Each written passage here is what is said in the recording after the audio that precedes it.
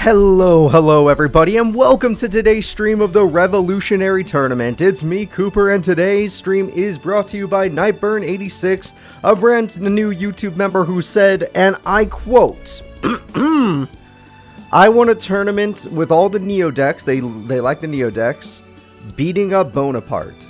In other words, I want a tournament with the Neo decks, but include Bonaparte so I get to watch him lose. So there you go, everybody. That's what today's tournament is about. It's going to be more of the Neo decks. Obviously, I've actually created a new Neo deck to try and help out. And it's going to be about destroying Bonaparte, which Bonaparte also has a few upgrades to his deck as well. I didn't want to leave him hanging, but he is probably still going to get his butt kicked because that is how Yu-Gi-Oh! Is played. Welcome, everybody. It's good to see you all today. I'm looking at everyone in the comments section. I'm happy to see you all. I'm hoping today's tournament is going to be a lot of fun. There's going to be a lot of fun characters in it. So, Random Gamer, welcome today. Welcome. We had a lot of fun with your tournament last week. Everyone hates Bonaparte, coming to TV soon. Yeah, there we go. This will be fun. It should be fun. And there is a new Neo deck, so it should be a lot of fun. Hello, Anise. I hope you have fun today. And down with the Bonaparte. Heck yeah, you got that right, Valen. But yeah, there's a lot of, there's some Bonaparte fans out there. There's some Bonaparte haters out there. I'm on the hater section, but at the same time, it's fine. I at least like his deck. His cards are somewhat interesting. But we'll see what happens. If Bonaparte wins this, then I automatically lose. Like, my life is over. Granted, it is AI, and because it's AI, that means anything can happen. Hey, thank you, Mario. Thank you for your love. Thank you for loving the videos. These are fun to do. Let me get my voice back real quick. You know what? Best way to get my voice back? Drink some water. Now, it may be a little late in the day, but I've only woken up recently because I was up all night doing something. I was grinding. I was up all night grinding. I won't say what video game because it is a spoiler for a future Let's Play. But I was grinding the hell out of it, and it took me 3 days to get something very important. But we'll see.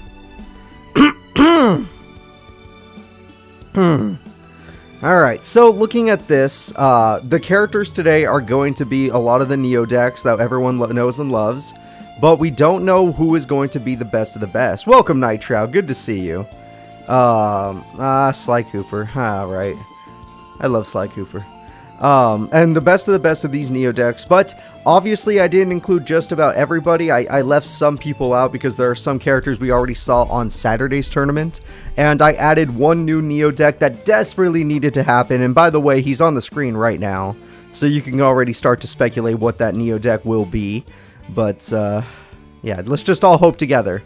Let's all hope together that everything's gonna be okay, and that this deck is actually gonna work today, because honestly, I put my heart and soul trying to make this deck work. And even in the test duels, it didn't really work. Oh, man. No. I'm not going to have page 3 characters get any buffs. Page 3 characters aren't going to get any love. The only one I'd ever give love to is Ken Yu. That's it. Ken Yu's the only one that's going to get any support. Other than that, never. Electrum? Electrum's already in Jaden's deck. What is it called? The Elemental Hero deck. That deck doesn't need any tweaks. It's already been top 4 before. So I don't really need to tweak his hero deck. He's been in the World Tournament for crying out loud. We'll see. Buff Blair? No. There's no reason to buff Blair. She's a multiple-time champion that literally gets top 4 consistently. No need to buff Blair, trust me.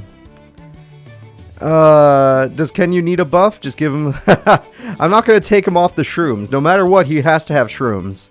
If he got a buff, it would still have to be with shrooms in his deck. No matter what, if you're making a Ken Yu deck, he must have Mushroom Man, Mushroom Man, Mushroom Man, Mushroom Man number 2 times 3 as well. You need 6 Mushroom Men in his deck, at least. A minimum of 6. Crowler. Crowler is a guy who could use some buffs. Obviously, his Neo deck, he hasn't really got to use that well yet, but Crowler's Neo deck is basically gadgets with ultimate offering support. But he hasn't really got that combo off yet, but he's AI, so we'll see. Plant deck with shrooms? No. For those of you that don't know, Mushroom Man number 2 is a warrior monster, not a plant monster. So it wouldn't work anyway. Yeah, Maiden Blair doesn't need to be touched, guys. That character is a stall character. We don't allow those characters anymore. Stall characters used to ruin tournaments. They used to make people wait hours for nothing. They used to be called bathroom break duels. Alright? There shouldn't be a bathroom break duel. Unless, you know, something really bad happens. But we'll see what happens. Personally, though, I'm pretty excited for today's tournament. I do want to thank Nightburn again for thinking of this idea, because I get to show off a new character, and because I have an announcement for Saturday's tournament, and Saturday's tournament is going to be pretty important. But we'll see. Now, I do have my mouse, and I can show you today's bracket, so here you go. Right now, you can't see anything, but this is the Yu-Gi-Oh! Revolution tournament, and today's bracket will be... Now, the new character will be on Saturday, not today, obviously, but there is a new deck today for an old character. So, let's go ahead and move through the list. The first fighters are going to be Bonaparte got the skip, because I was kind. Bonaparte got first seed. Other than that, we have Akiza versus Esperoba, Arcana versus Axel Brody. Arcana got third recently, so I'm kind of respecting that. Axel Brody's a recent champion. Zane Truesdale versus Garimo. Jaden Neos is going to be the Neo deck. That is right. Hey, there's Nightburn. There's the person. Hey, welcome. Neos is going to be the deck that got its own Neo deck today. It got a buff. A huge buff. With a lot of newer cards to help it out. Now, granted, the AI still does not use Neospatians / Neos fusions very well, but I did my best to make them viable. All right, I did my absolute best. So there is now a Neos deck. There is a Neos deck. Welcome, Bulba. Let's see. Vivian Wong versus Haitian. Seto Kaiba is going to be here. We got Crowler versus Yugi Muto. We got Chaz. We got Jaden with his hero deck versus Seeker. We got Marcel Bonaparte. That's right, we got a little Bonaparte here. He also got a buff, but his AI can't play his deck very well to begin with. We got Yusei Fuda, we got Jack Atlas, we got Strings, we got Pegasus, we got Kite, we got Sebek, we got Taya, we got Chumley, we got Yuto, we got Sora and Gramps, we got Yuya, we got Jesse and Jaden with masked heroes, and then we got Alexis versus Joey. That should be a good one. Neku got a skip. Priest Seto versus King of Games Yamayugi. That should be fun. We got Bandit Keith versus Shark and Night Shroud. So, oh, and at the very bottom, Rebecca and Jim Crocodile Cook. So that should be a lot of fun. I don't think anyone plays Yu-Gi-Oh! Cross Duels. I played it for like a week for the channel, and that was about it. I didn't think it was that fun. I thought the idea was cool. I'm glad they're at least trying to be different, but then they made it a freemium game, and I had no... The freemium games just kill the speed of it, you know? They make the games not fun to play. So, there we go. Let's see what we got. Out of all these characters, I'm excited to see Jaden's Neos deck do good today, if it can. Will you ever give Mad Lad, Chesline, Darkness, End Dragon? Maybe. If I make a Neo Lad Chaz, maybe. But we'll see. Akiza versus Esperoba. That should be good. I like Akiza's new deck. She seems to do okay with it. I swear to God, if the Neo Neos deck breaks, I'll be so upset. But we'll see if it does. Who do you think will win the tournament? That's a good question. I tried to do this last time. I said Akiza last time. I was wrong. She got like top 8. Alright, so let's see. For this tournament, I'm going to say the winner is going to be... Out of all of these characters, Shark's right here at the bottom. I don't know if you missed him, but Shark's at the bottom of the bracket. He's right here. Can you see him? Yeah, you can see him.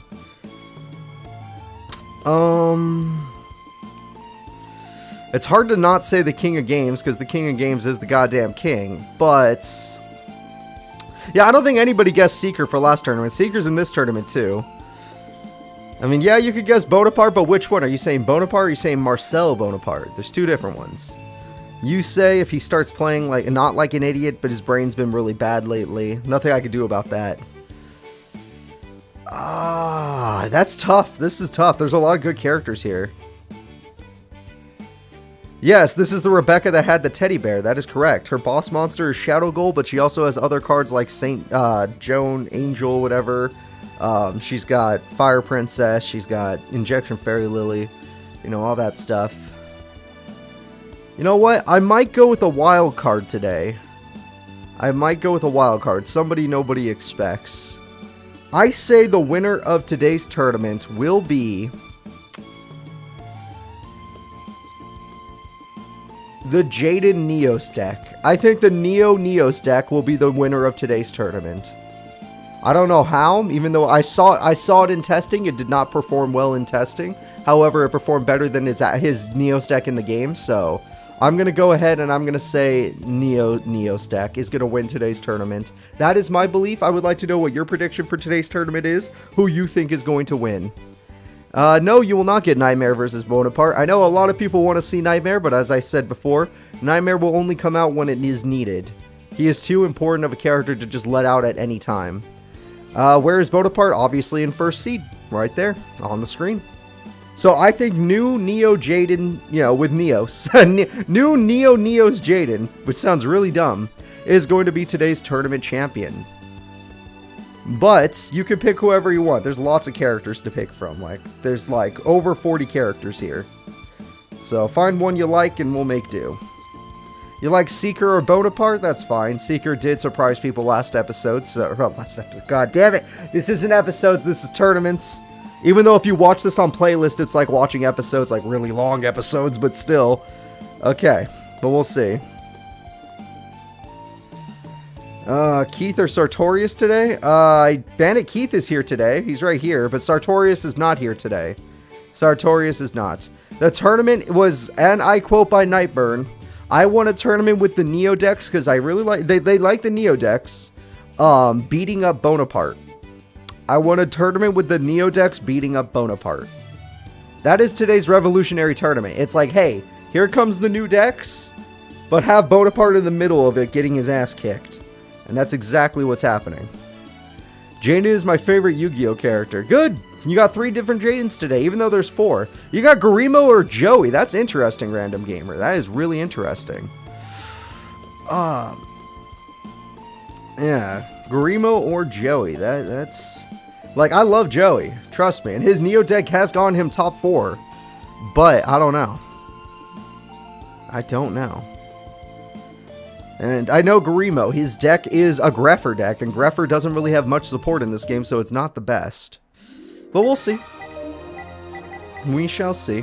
I'm going to go ahead and get the first duel set up, just so that we're ready to go when it's time. I mean, right now you guys can look at the bracket, that's about it. But I'm going to set this up.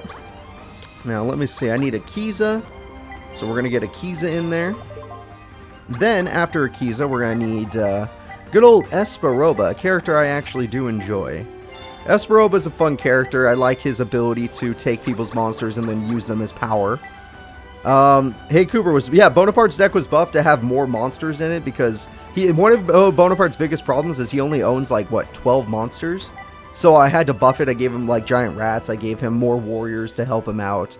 And I gave him better trap cards to use. He has Mirror Force and TT, but he also has extra traps that he didn't use in Tag Force 3 that are better. He still has some of the traps he used in Tag Force 3, which are good, don't get me wrong, but he has better ones now. So that means Bonaparte did get a buff, yes. Bonaparte did receive a buff, which he desperately needed to be able to survive with the Neo decks. Granted, it doesn't give him a chance to beat them. It doesn't mean he's going to beat them. It just means that he has a chance. It's not going to be a complete blowout. Where it's just oh, Bonaparte got walked over. Unless he bricks somehow. Even though I gave him 6 monsters. We'll see. Let's see. I'm looking for Esperoba's deck right now. I never remember what number it was. Number 80 exactly. That should be easy to remember. Why can't I remember that? Well, either way, you guys have had enough time looking at the bracket, even if it was only half of it. So here we go. We're going to have Akiza and Esperoba. I know Esperoba looks like a real estate agent, and that's because he is. The tournament will be starting in exactly 2 minutes. So I still want to give everyone time to show up to today's tournament. I know a lot of people wait till the last minute, so I'm not going to be rude and start the tournament a little early to screw them over. We're not going to screw people over here. But let me go ahead and check the chat. I have my phone open today. We need Bonaparte to be bumped by Nightmare. Yeah, you guys all want Nightmare, but you're never going to get him. Nightmare's not a character I'm willing to just throw out there. He's a character you got to earn. Welcome, Lazy. You made it on time. Will Akiza have to buy a house? She might. We'll see if Akiza has to buy a house today. Hopefully not. This should be fun, Nightburn. Thank you for today's suggestion of the tournament. And thank you yet again for being a YouTube member. You and Random Gamer. I really do appreciate that. Which, before the tournament starts, I will say, if you want to make up your own tournament, become a YouTube member on my channel. We have a section just for YouTube members that lets you think of tournament ideas. And then as long as they're doable, I try to put them together, and then bam, you get yourself your own tournament. I do like Akiza. I hope that she can win this duel. Overall, I don't know if she'll win the whole tournament because she failed me last time, but, you know, it would be nice to see if she can do it. Now, let's see here.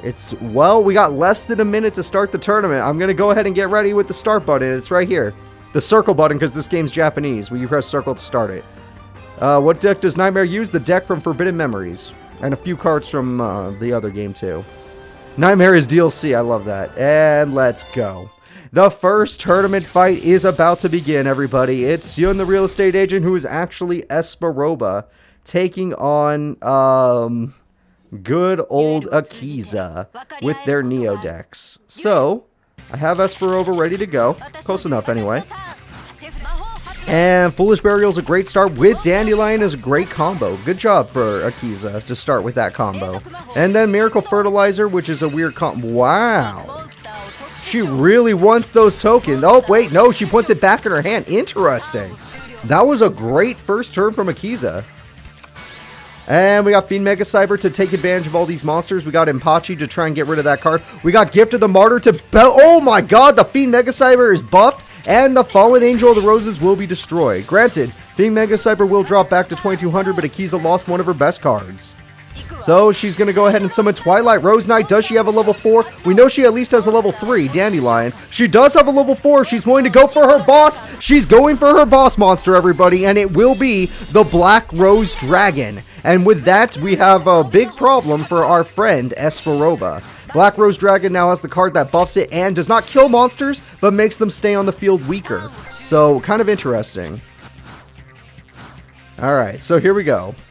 Fiend Mega Cyber will still be able to destroy that card. We have Cyber Raider. That's so smart. It can destroy an equip spell. So now the monster, his monsters will no longer take piercing damage or be weakened. But they will be destroyed. Wow, you had Mirror Force the whole time, just decided not to use it. You're kind of lame. You should have used it. You would have beat Akiza way earlier. Black Rose Dragon is gone, everybody. Alright, the Fluff Token will bite the dust. The Revival Rose will bite the dust. Not looking good. Not looking good to be an Akiza fan. We got Dandelion in attack mode, kind of a weird place to put. Oh, is that bait? Is she baiting? Is her last card what I think it is? He got Big Eye. Really good thing for Big Eye. Big Eye's going to let him choose what he wants. And he summons the legendary Jinzo. The bait won't work. Even worse, it's his ultimate monster, the Jinzo Lord. If that's what we think it was, the Wall of Thorns, it makes no difference because Jinzo is on the field. Jinzo Lord is on the field, I should say. This is the strongest card in his deck. She needs to somehow get another Black Rose Dragon. Traps are not going to work, Akiza. You're about to get your butt kicked. Double Fiend Mega Cyber, double Jinzo, not double, but one Jinzo. That's going to end the duel. She may have had the perfect trap, but he got his best card on the field just in time. So, that's going to be it, everybody. The winner is Esperoba. The Neo Akiza deck loses to the Neo Roba deck. She does not rely on traps, but she needed a trap in that situation. So it kind of sucked to be her. The next duel is going to be Zane Truesdale versus Garimo. So let's see which one's going to be better, Zane or Garimo. Personally, I think Zane should be better, but Garimo's deck could get Obelisk out. The Grepher cards can get really strong thanks to the A-Forces cards, so we'll see. We'll see. We'll see what he ends up doing. Anything can happen. Now, let me just get these characters all ready to go. And I'm glad I did not vote for Akiza today because she would have failed me immediately and that would have been embarrassing. You guys would have laughed at me, and I don't wish to be laughed at. Alright, so here we go, everybody. It's time for Zane Truesdale versus Garimo. And now that this is starting, let me get this going. We got that. Garimo's easy to find. He was our newest character. So there's Garimo right there. He's one of the Seal of Orichalcos people.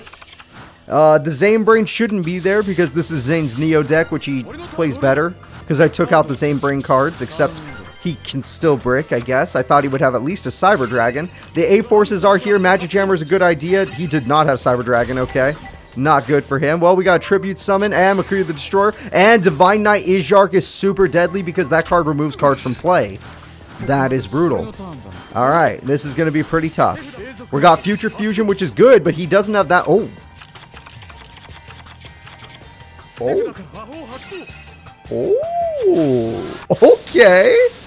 Wait a minute. This isn't just good. This is really good. Alright, well, unless Garimo has the perfect trap card on turn 1, this duel is already over. He has thrown away all the monsters in his deck. He has summoned a 12,000 attack point Chimera attack. He is going to MST the Dimensions War as if it matters. And that's going to be game. That MST guarantees game. Zane Truesdale has the record for the day. Turn 4 victory. Garimo, even with a good start, doesn't stand a chance. Alright, so that's why he didn't have any monsters. They were all in the deck. But thankfully he drew Future Fusion, and that changed everything. Well, alright Zane, you get to move forward. The next duel is going to be Vivian Wong versus Haitian. Vivian Wong versus Haitian. So, Vivian Wong, she's also gone through a Neo deck. I mean, most people, even Jean-Claude Magnum got a Neo deck. So, Vivian Wong has a Neo deck, everybody. We're going to see how she does. Her deck is a Dark Blade deck with the Union monsters.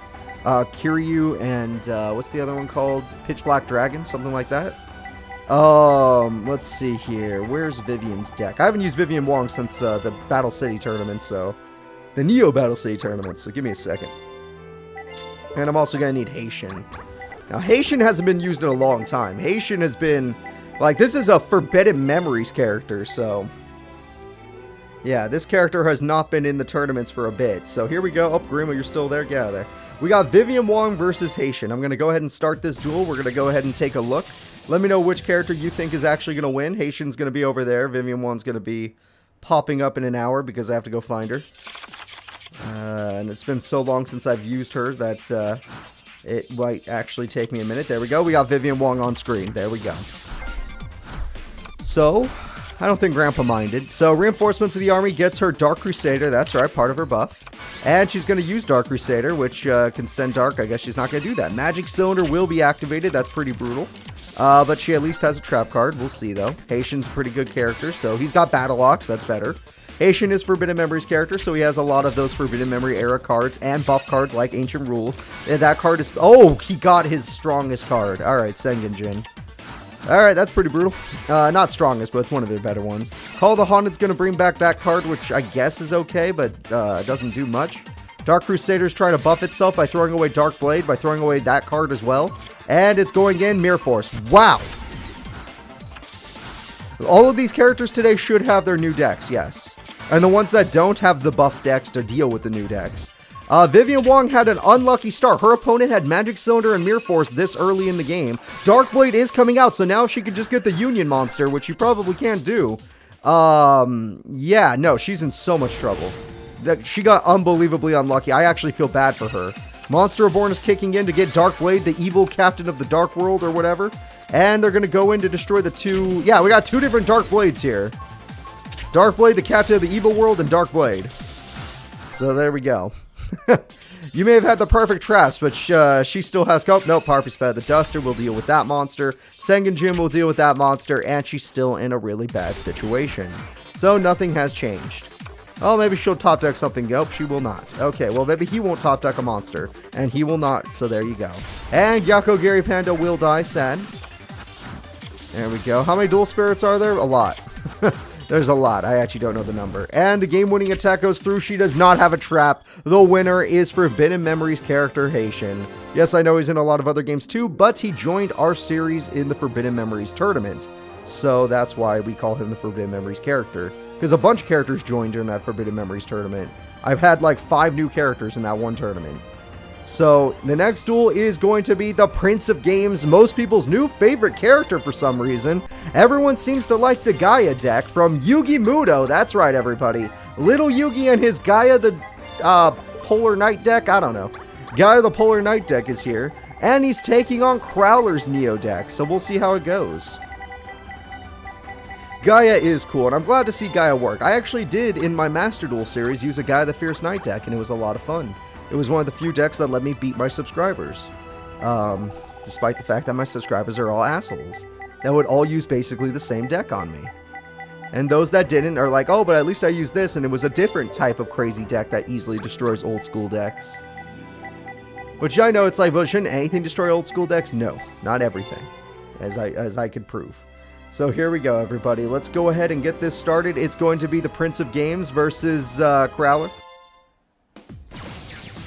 Now, Crowler's Ancient Gears are still pretty brutal because they can get past the trap cards, but little Yugi has a lot of other strategies. He's not trap card reliant, he's got a little of everything.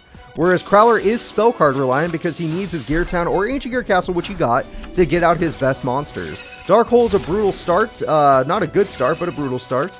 We're going to go ahead and get Dark Blade, the Captain of the Evil World. That's right, he uses it too because it works well with his Chaos strategy. We got Double Grace of Charity because go to hell. And he threw away Swift Guy. And Heavy Storm! Okay, Ancient Gear Tank will at least do some burn, but that's not good for him. Dark Blade's going in for 1800. Not good.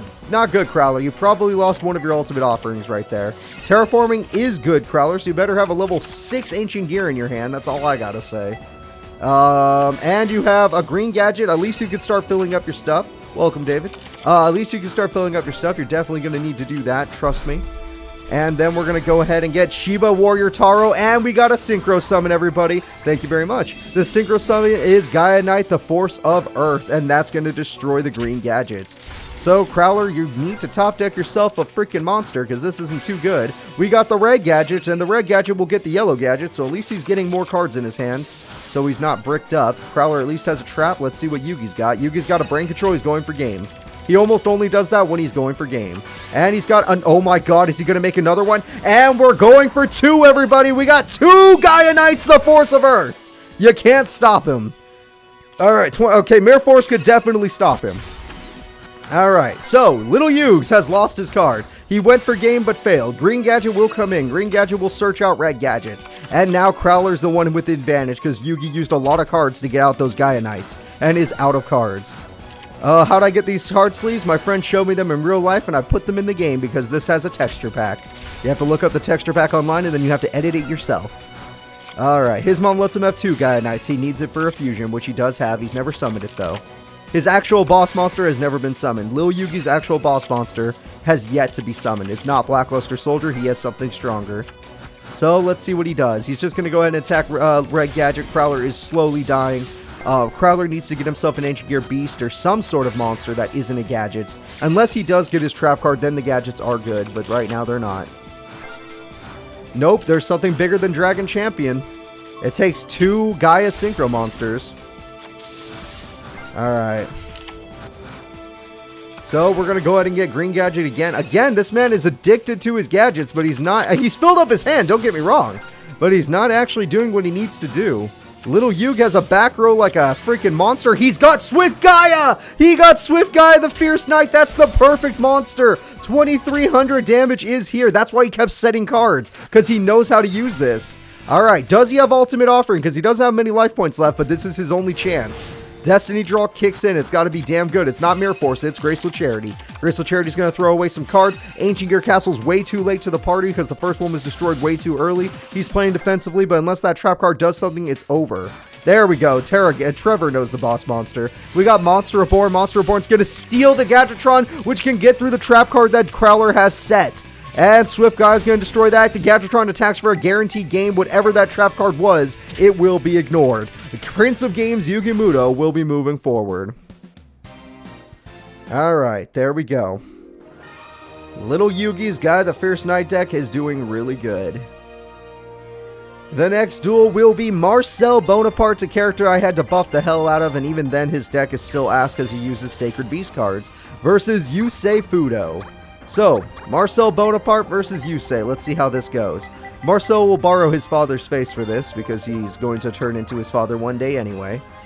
Might as well get used to it. Now, let's find ourselves a Bonaparte. There he is. And now I just need Yusei, which we all know and love Yusei despite his stupidity. Alright. Yusei has been kind of dumb with his new deck, but we're all going to hope that he just stops playing like an idiot.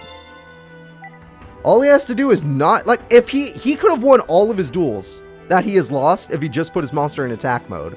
That is his only problem. is putting monsters in defense mode. So let's go ahead and start this duel, guys. It's going to be Neo Yusei versus Marcel Bonaparte buffed, which we'll see if those buffs even matter. I'm looking for Marcel as we speak. I forgot when I created him. It's been so long. It has been so long. Alright, I found him. Boop, there he is. Alright, Quick Draw Synchron is an okay start, but it would have been better if you had a monster to go with it, but you didn't. And we got Giant Germ from Marcel, which is good, but not good enough to destroy Quick Draw, which means Yusei has time now. Yusei gets Quillbolt Hedgehog, which is way better, and that's a level 7 Synchro summon. That level 7 summon is the Nitro Warrior, not a bad card in general. It's pretty good. 2800 attack gets Mirror Forced. Okay, well, Yusei has lost his card very early, and this gives our friend here a chance to go in. Graceful Charity will be used. Graceful Charity will throw away some cards. Painful Choice will do its job as well. He gets himself a Chaos Burst, which actually is not that bad of a card. He's got 2 Giant Germs now, which, yeah, that happens. And we're going for 2k damage. Not bad. Alright, Yusei, you've already lost some cards, but don't worry. He used his Mirror Force early, so nope, you need to get a tuner monster. So, Yusei is dying because no tuner right now. We have ourselves a Sphere of Chaos. Sphere of Chaos is going to go in and destroy the Doppel Warrior, and then Giant Germ's going for 1000 damage. Not a bad start for our buddy here of Marcel Bonaparte. Yusei seems to be bricked because he just loves to upset me. I don't know why, but he does. Chaos Necromancer is a card that gets pretty buffed thanks to all the cards in the grave. He's going to go ahead and do a ton of damage to Yusei. Yusei is about to die. He needs a tutor monster or he's going to lose. Quillbolt is in the graveyard. He just needs a tutor monster. Mirror Force has already been used. And Random Gamer, Viva la Revolution! That's right, we got $20. Thank you so much, Random Gamer. I really appreciate that. You're already a YouTube member, so I can't believe you're still giving me more on top of that. You were super kind. And we got Junk Synchron in hand, so he better summon it. There's the Junk Synchron card that has failed him because he keeps putting the card in defense mode, but maybe today's the day he decides to not be an idiot. And Quillbolt Hedgehog, he's not going to go for Quillbolt Hedgehog, he just wants this card. And he's finally picking a different monster, he's going for Excel Synchron. Doppel Warrior will still get him 2 tokens, oh my god, 2 tokens, please don't listen to my voice, it's embarrassing. The next play he's going to make is using Excel Synchron's effect. He's going to throw away Synchron Explorer. He's got himself a level 4 Synchro Summon because he is an idiot, and I can't save him. If that is literally the play he's going for, there is nothing I could do for this AI. He could have summoned Stardust Drag. He could have done a lot of things. But instead, he did that. The duel's over. The duel's still over. Yusei's brain is worse than Zane's brain now. That's game. Marcel Bonaparte, a character that has almost never won a duel, has won today. Because Yusei cannot be helped. His AI has decided to be the worst AI in the game for Season 5. It does not matter what we do. It does not matter. His brain is mush. So let's go ahead and move Marcel Bonaparte forward. There were so many better choices than what he chose, and he chose to go for a Synchro that was level 4. The next duel is going to be Kite, Neo Kite, which has been getting he's been getting top 4 all the time. Neo Kite's top 4 versus Sebek, who was a 2-time champ. Sebek was a consecutive 2-time champion, won 2 tournaments in a row, and then lost to Abidos, which was hilarious. Not really, I was very upset about it, but whatever. Alright, now let's see here. Kite and Sebek. I'm looking for Kite as we speak. Where is this guy hiding? I'm a little upset with Yusei, but we've seen it happen before. It was a different type of misplay this time. I think Junk Warrior would have been better, but then... no, he needed to go for Excel Synchron. I was so happy when I finally see, for the first time he chose Excel Synchron, and then he used it horribly. Like, that was the first time with his Neo deck that he chose that monster, and then he was just like, nah. Nah, I don't feel like doing it correctly. Alright, Sebek, the 2-time consecutive champ, taking on Kite's Neo deck, which has been super good. For those of you curious, Forbidden Memory decks have not been buffed. They are the same because they actually did pretty good in their tournaments. They're not amazing, but they're definitely like at least a 5 out of 10, which in this series is not that bad. And they're better than a 5 out of 10 in most cases. So let's go ahead and get this started. We're going to go look for Sebek's face. I found Sebek's face very quickly. There we go. We got Sebek versus good old Kite, and we're going to see if Neo Kite's deck is going to be any good. So Sebek is going to go ahead and set a card. Nothing wrong with that. And Kite's got himself Galaxy Wizard in attack mode for some reason, and that is a terrible play by Kite. Sebek's going to go ahead and summon Opticlops, and he's got Whiptail Crow. Yes, he's a Forbidden Memories character. Expect a lot of normal monsters. They do not really have effect monsters. In fact, I think Sebek's only effect monster that I know about is Metal Zoa. Photon Crusher is good enough to destroy Opticlops, but at a cost. Hold up. I mean, it still comes with a cost because I think he has to go into defense mode, but still. There we go. Alright, we got ourselves Lejin, the Genie of the Lamp. It's a very good card from back in the day, so Forbidden Memory monsters going in. Very good damage. That's good. Why would he Trident there? Because he wants to. I would save the Trident for piercing or something, but no, he wanted to. Photon Sanctuary is going to try and save Kite, who is honestly really low on life points. Let's see. He does get it, and his monster, Galaxy Knight, is good enough. He didn't need anything else. Galaxy Expedition is going to change things by getting another Galaxy Knight. Is he going for a rank 8? That's going to end this duel. There's nothing in freaking Sebek's deck that can overpower a 4,000 attack point monster. His strongest card is Metal Zoa, so that is pretty brutal. Alright, welcome to Batron. Welcome everybody. Alright, yep, and we finally have a trap card, which took forever for Sebek to get a trap. And he's going in, he's going to destroy Whiptail Crow, and he's going for piercing damage to make this duel end even quicker. 1550 is not bad. Trident gets rid of Metal Morph. He lost one of the only cards that could have helped him come back. That is pretty bad. So, unless he gets more back row, he's about to lose this duel. Nope, no back row. Let's see if he goes for more piercing. Does he have more of those tridents? No, he does not. Okay. Well, then he's going to need more monsters, because Kite can't win with just one monster. I should know, these old school Forbidden Memory decks are monster heavy. In fact, they're mostly monsters. Alright, and Lejin will die. Heart of the Underdog will get Whiptail Crow. Okay, Heart of the Underdog gets Lejin. Yep, we knew this. And he finally drew a spell, Trap or Monster effect. So he has one effect monster. Nope, it was a trap. We'll see if that trap has any good effects. It's Skill Drain, which actually burning himself right now may not be the best idea. Not like stopping any monster effects are going to save him. In fact, this could make his Photon Crusher even better, so you got to be careful. And we have Ancient Rules, which is kind of weird. Okay, we summon Zoa, which is good, but not good in this situation. If you had Metal Morph, this Zoa would have been worth it, but you don't have Metal Morph. So Zoa is simply going to die. Alright, well, let's see. He drew a Pot of Greed. Pot of Greed could be very helpful. Let's see what he gets. Yami is going to buff his monsters. A double Heart of the Underdog could try to get him the cards he needs, but we'll see what happens. Alright, we got Galaxy Dragon, which is actually buffed thanks to the Skill Drain. Honestly, Skill Drain is only helping the opponent, Sebek. You're hurting yourself. He needs to draw a normal monster or he's going to lose. And that is not a normal monster. It's Monster Reborn for Zoa. Zoa in defense mode is really pathetic, and sadly, he didn't even try to go after the Galaxy Dragon, which means he's in trouble. And we got Photon Lizard on top of this. This is looking really bad, and this duel might be... Okay, it's not over unless there's an Equip spell or a Quick Play spell, but it looks like it's over. Alright, you either draw a monster or you lose the duel, Sebek. Because you need to get all the draw power possible. Alright, he's going back to hell. Destiny Draw kicks in. Obviously, Destiny Draws are rarely monsters. They're either like Pot of Greed, Monster Born, Graceful Charity, or Mirror Force. One of those four, usually. Some people get other ones like Swords, depending on their deck, but we'll see. And for this one, we knew it would be Mirror Force. And Mirror Force will do its job, which means Sebek has a little bit of time now. And Excel Light will be activated to bring out Galaxy Dragon. Sebek has to beat a 2K monster.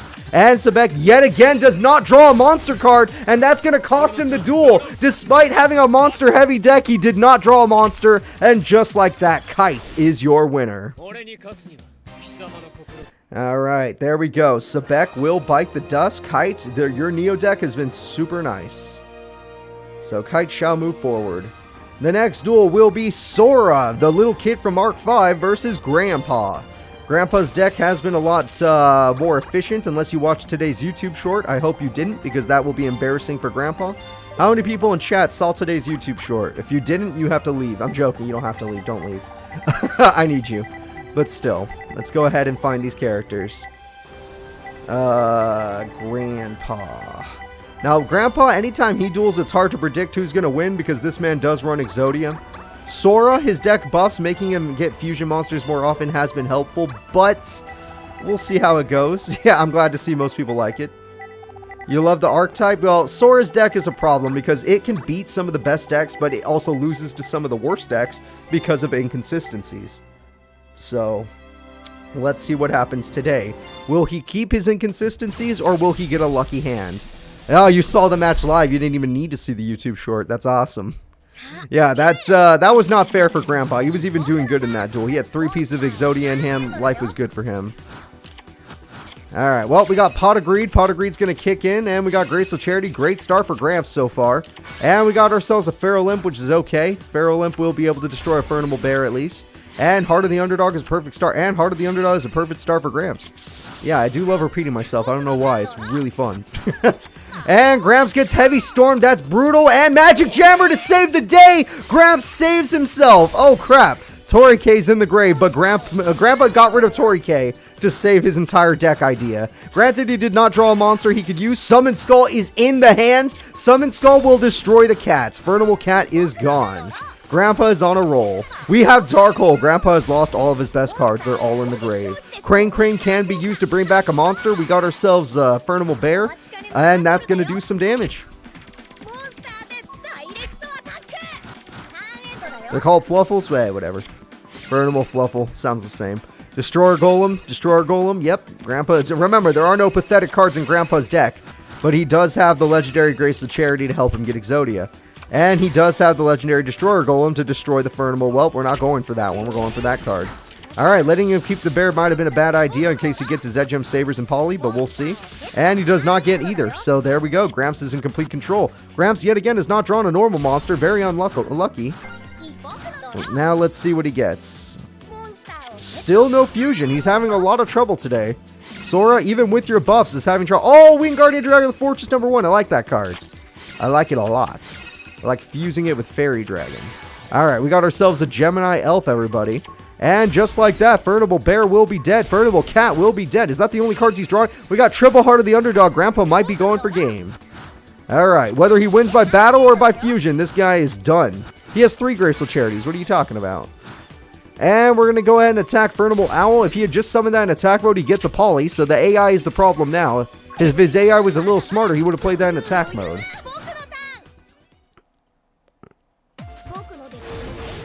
Alright, Destiny Draw kicks in. It better be a damn good one.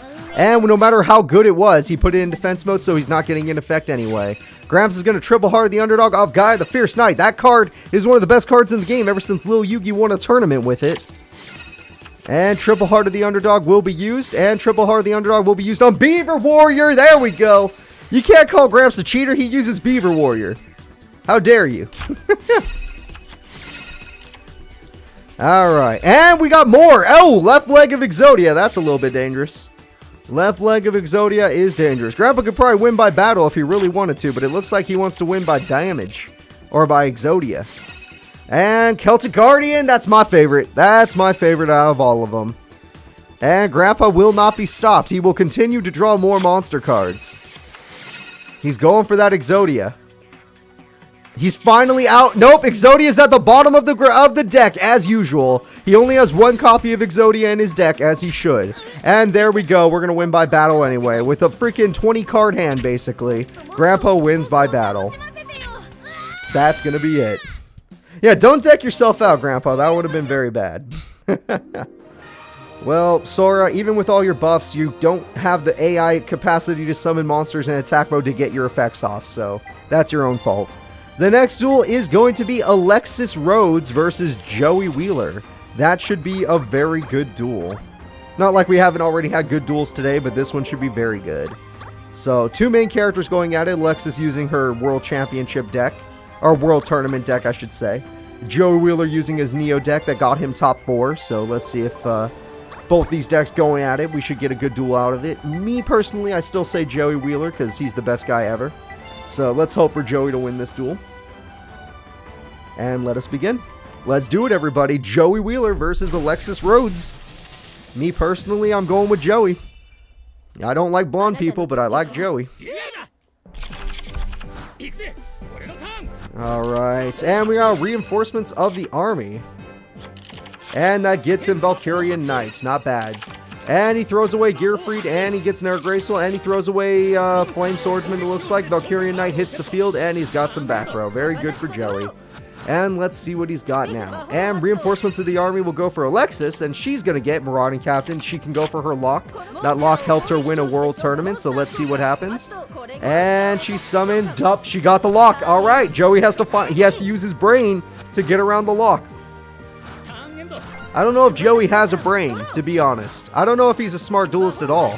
But reinforcements of the army will get her a command knight. Oh, this is going to get bad.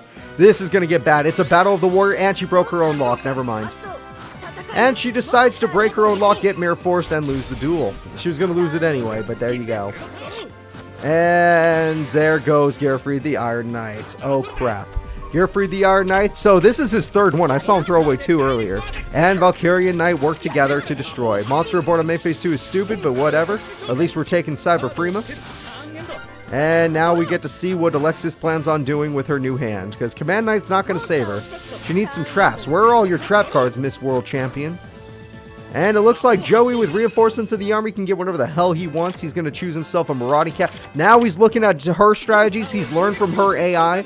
Marauding Captain hits the field. Is the final card in his hand a Warrior? You bet your ass it is. It's Rocket Warrior. You gotta love the Joey classics. And Bro Warrior. Okay.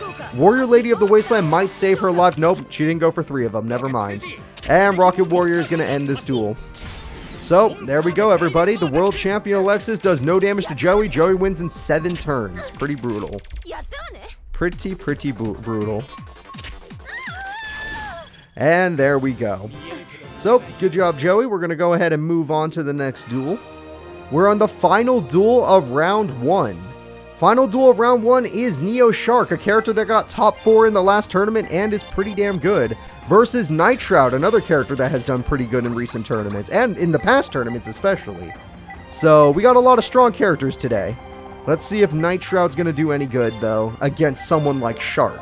Normally, Shark would be a free victory, because Shark used to play super badly, but we saw Shark summon so many monsters last tournament, so I'm excited to see him do that again. So, I need Shark. There he is. But we need the Neo deck. Don't forget that, everybody. We need that Neo deck because the Neo deck is where all his power comes from. Alright, we are ready to start this duel. Thank you all for your patience. It's time for Night Shroud versus Neo Shark. Red Eyes versus Shark, which is one of the reasons why I took away Joey's Red Eyes deck, is because we already had a Red Eyes user that used Red Eyes Darkness Dragon. And I wanted Joey to be able to use his Flame Swordsman, just like how Little Yugi uses Guy the Fierce Knight. I wanted Joey to use Flame Swordsman, and it seems to be working. Spear Dragon is a great start. Spear Dragon's going to be able to destroy Saber Shark really easily. And there we go. Not bad, not bad. So, let's see if Shark has a new combo. Shark's going for Spear Shark to do his own piercing damage. Monster Reborn could bring back the Saber Shark, which could do some pretty crazy stuff. Saber Shark is going to buff its own level to level 5. It's going to buff its friend's level to level 5. And he's going to just attack because might as well go for piercing. This does more damage than if he exceeds summons. However, his opponent has brought back Spear Dragon, so never mind. It did not do as much damage as we'd hope, but he does get a rank 5 monster. That will be the number 73 Abyss Splash. Abyss Splash is on the field. 2400 attack for a rank 5 monster sounds kind of bad, but whatever.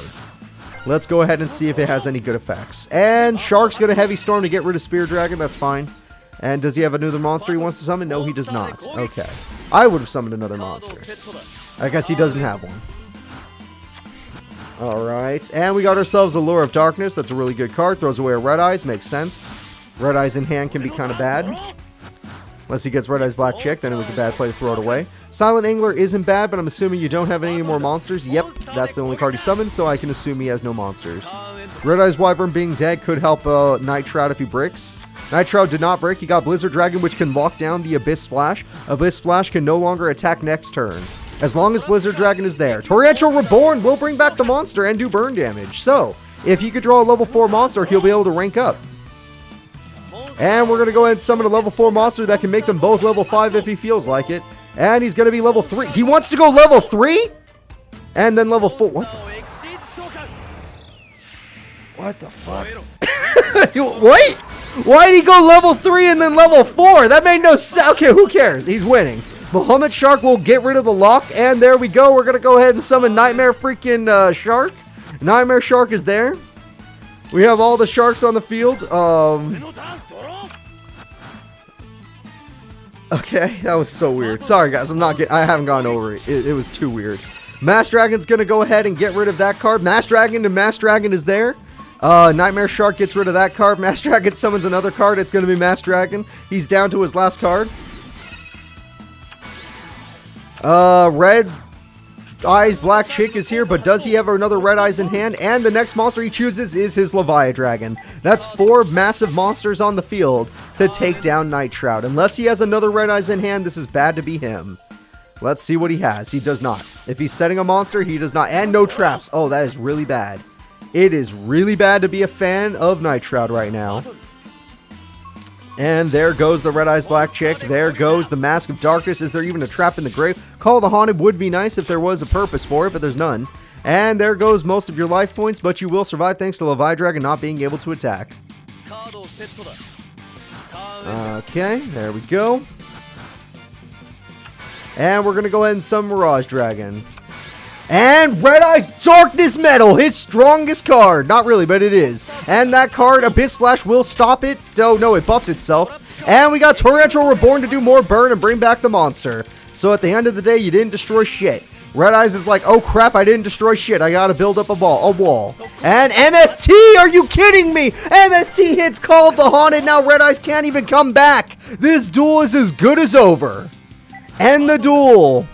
Alright, oh wait, is Abyss Splash doesn't get buffed, or does it? Abyss Splash will use its effect to buff itself up to 48, and it does 1,000 damage, and Bahamut Shark will win the duel. Shark defeats Night Shroud. Oh my god. Yeah, Vivian Wong has been in the tournaments for a long time now, and obviously Marcel Bonaparte has been in the tournament since his own... Marcel had his own tournament, for crying out loud. Alright, so we're going to go ahead and let Shark move forward. That was a great duel. The next duel, we're going all the way back up to the top, is the Bonaparte Senior.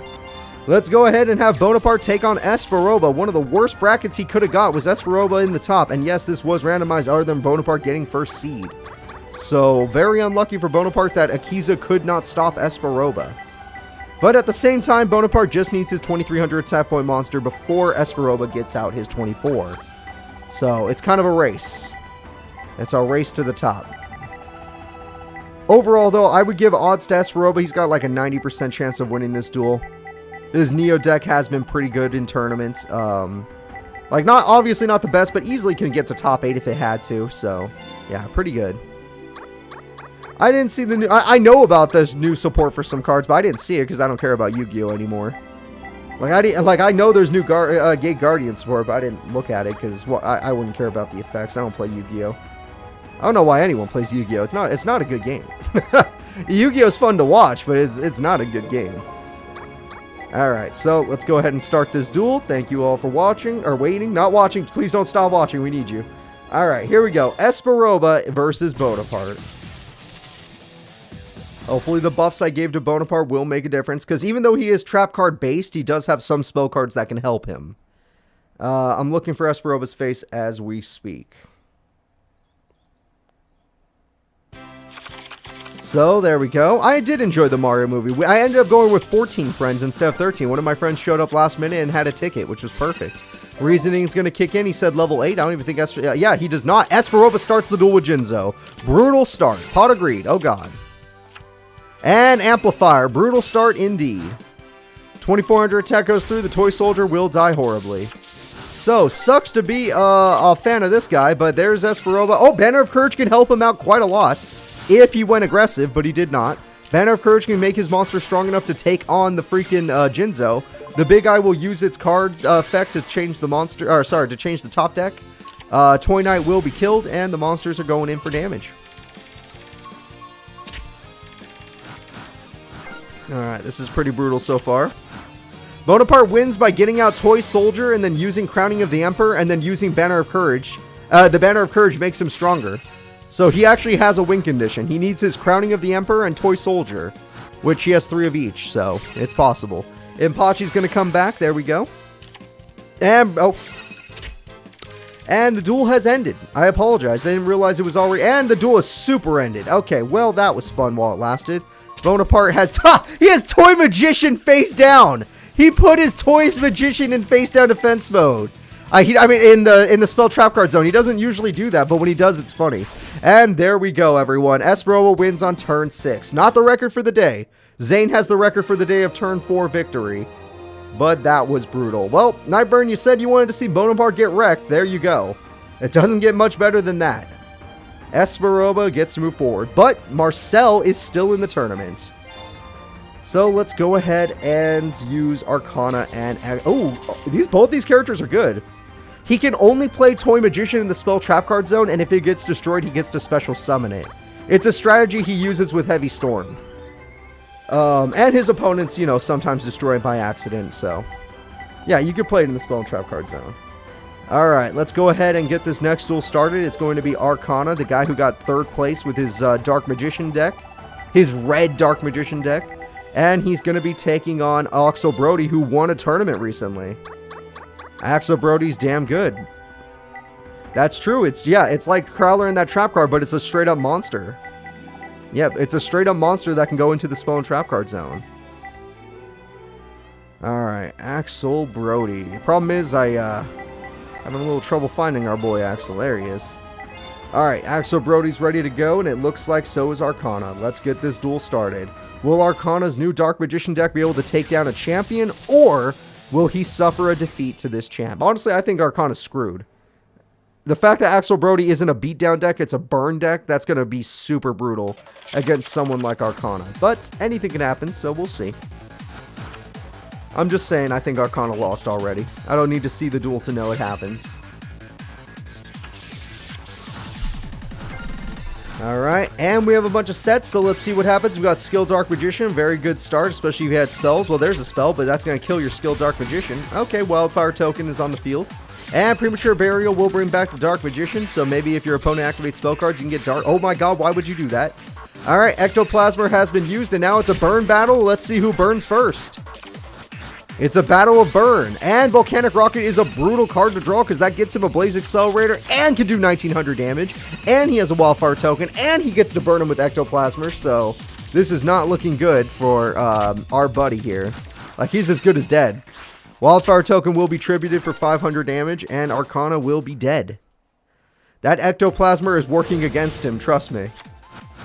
Alright, Dark Magic Curtain is also working against him in a battle of burn. He does get his red Dark Magician, which is the good news. The bad news is he did not summon a second monster when he really needed to. Ectoplasma will kill Dark Magician, and now Axel Brody has a guaranteed win, basically. Alright, and Axel Brody summons another rocket, because why the hell not? He's got a Tri-Blaze Accelerator, which means he can summon his boss monster if he wanted to, and he does not have it. Mystic Tomato isn't bad, but I would have used it aggressively in attack mode to keep my Dark Magician alive, you idiot. And you could have done 1400 burn on top of that. And it looks like our friend Arcana is about to lose this duel. He's out of life points, basically. And Witch's Apprentice will buff both of the monsters, putting Axel Brody near death, but not going to die. So, yeah, if he had just kept that Dark Magician, he would have actually won the duel, but he did not. Ectoplasma will burn the Witch's Apprentice, and now this duel is guaranteed over for our friend here. We have ourselves a Volcanic Slicer. He doesn't even need to attack. He could just use his effect and win the duel, but nope, Ectoplasma will wait. And there we go, everybody. The winner is Axel Brody. The Burn Master Axel Brody has done it. He had a chance. I'm surprised Arcana had a chance, but his AI brain didn't go aggressive. If he had gone all in, he would have won. So let's go ahead and move Axel Brody forward. The next duel is the new Neos Jaden versus Zane Truesdale. Oh god. Well, this is going to be I said the new Jaden deck would win, but this is going to be a hell of a deck to test it on, so... shit. Yeah, no, this is going to be a hard-ass deck to test it on. Zane Truesdale is not a joke. Especially since I, literally did surgery on him to take out the Zane brain. To try and give him a decent brain. He's my own Frankenstein monster right now. So, here we go! The new Neos deck, the Neos deck, versus Zane Truesdale's Neo deck. Okay, well, this is going to be crap. I want Jaden to win. But I don't know how he's going to win against this opponent. Whew, here we go. We got Cyber Phoenix, which is a good start for Zane for protection and draw power. Not bad. And we have I'm losing my voice. Elemental Hero Neos Alias. Alias is going to go in and destroy Cyber Phoenix. Not bad. And quick play spell. We're already destroying whatever trap that might have been. Call of the Haunted is gone for Neos Jaden. And Future Fusion could end this duel right now. Yep. Shit. Alright, well, I was wrong. I was 100% wrong. I apologize for being wrong. That's going to end this duel. I want to thank you all for anyone that tried to believe in Neos Jaden like I did, but that's turn 3. That's the new record of the day. Turn 4 was the record, but turn 3 is the new record. How much attack this time? 12k again? Okay, why not? Why the hell not? Not like it matters. Here we go again, and the attack goes through and 10,000 damage. Oh, whoops, sorry. Clicked L2 when I put it on my lap. There we go. And there we go, everybody. The winner is Zane Truesdale. So, we didn't get to see Neos Jaden's deck. We did not get to see Neos Jaden's deck, which is a shame. Because he went up against an opponent that's so aggressive. But it does not matter. Let's just move on with our lives. I'll get over it. The next duel is going to be Seto goddamn Kaiba. Seto Kaiba almost won the last tournament, only losing to Exodia, which is his weakness. And he's going up against Haitian, so this should be a good duel. Alright, if you guys like Seto Kaiba, let me know in chat. If you guys like Forbidden Memories Haitian, let me know in chat. Personally, I think you're all going to say Seto Kaiba, even though Haitian's pretty cool. Like, he's one of the coolest fights you have in the game. Since you can actually, you actually duel him really early in Forbidden Memories, and he's like super unbeatably strong. You could beat him, but he's super strong. So let's see what happens. Haitian versus Seto Kaiba. Start this duel. Now I'm looking for Haitian's face. I've already found it because I'm getting better at this, I swear. Yeah, I would go with Seto Kaiba too, Eric. My day is going great, and thank you so much for being here.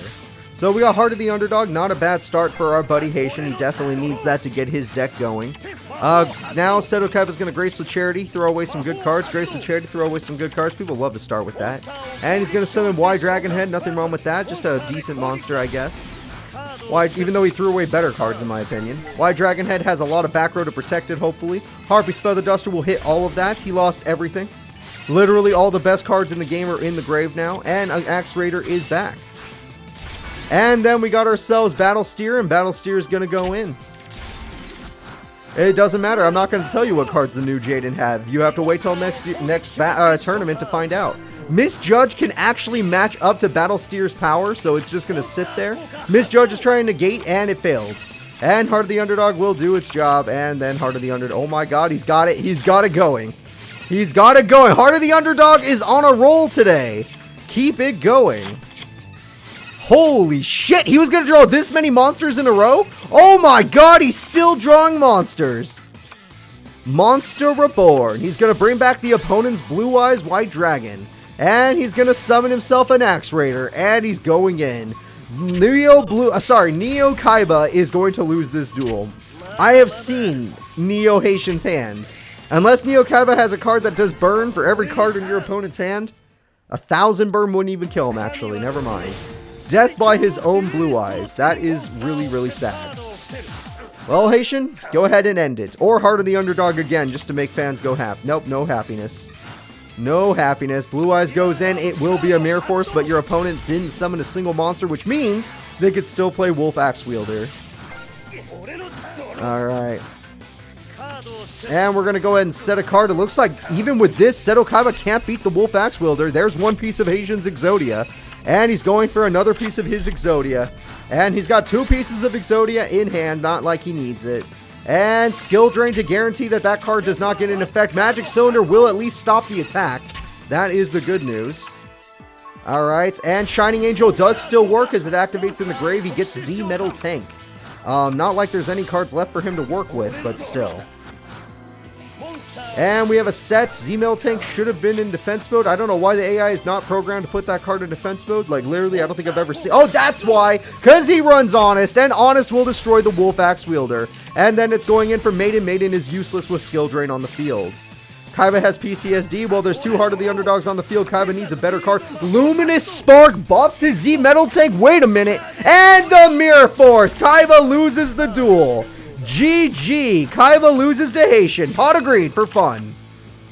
And here comes the legendary Blue Eyes White Dragon. With 3,500 attack, it's over. Jaden did have Honest, but he didn't have it in his hand. Just like that, Haitian knocks out Neo Kaiba. That's right, an old Forbidden Memories deck that I have not touched could still take down a Neo deck. Mostly because we don't really use the Forbidden Memory characters that often. The next duel is going to be Chaz Princeton, my boy, versus the Prince of Games. These guys have actually fought before. Chaz was on the... he fought hard, but Chaz still wasn't able to beat the Prince. But maybe today's the day where Chaz gets his revenge. Chaz Princeton definitely could beat the Prince of Games if he had to. He just needs his Light and Darkness Dragon. Or Armed Dragon level 7, honestly. That should be enough. That beats most of the Gaia cards. But we'll see if little Yugi has something up his sleeve that we're not prepared for. I know, beating Kaiba with Blue Eyes is super disrespectful. I thought Kaiba tried to rip all the Blue Eyes cards to make sure that would never happen to him. Alright, here we go, everybody. It's time to start the duel. I'm going to go ahead and check this out. Chaz versus Yugi.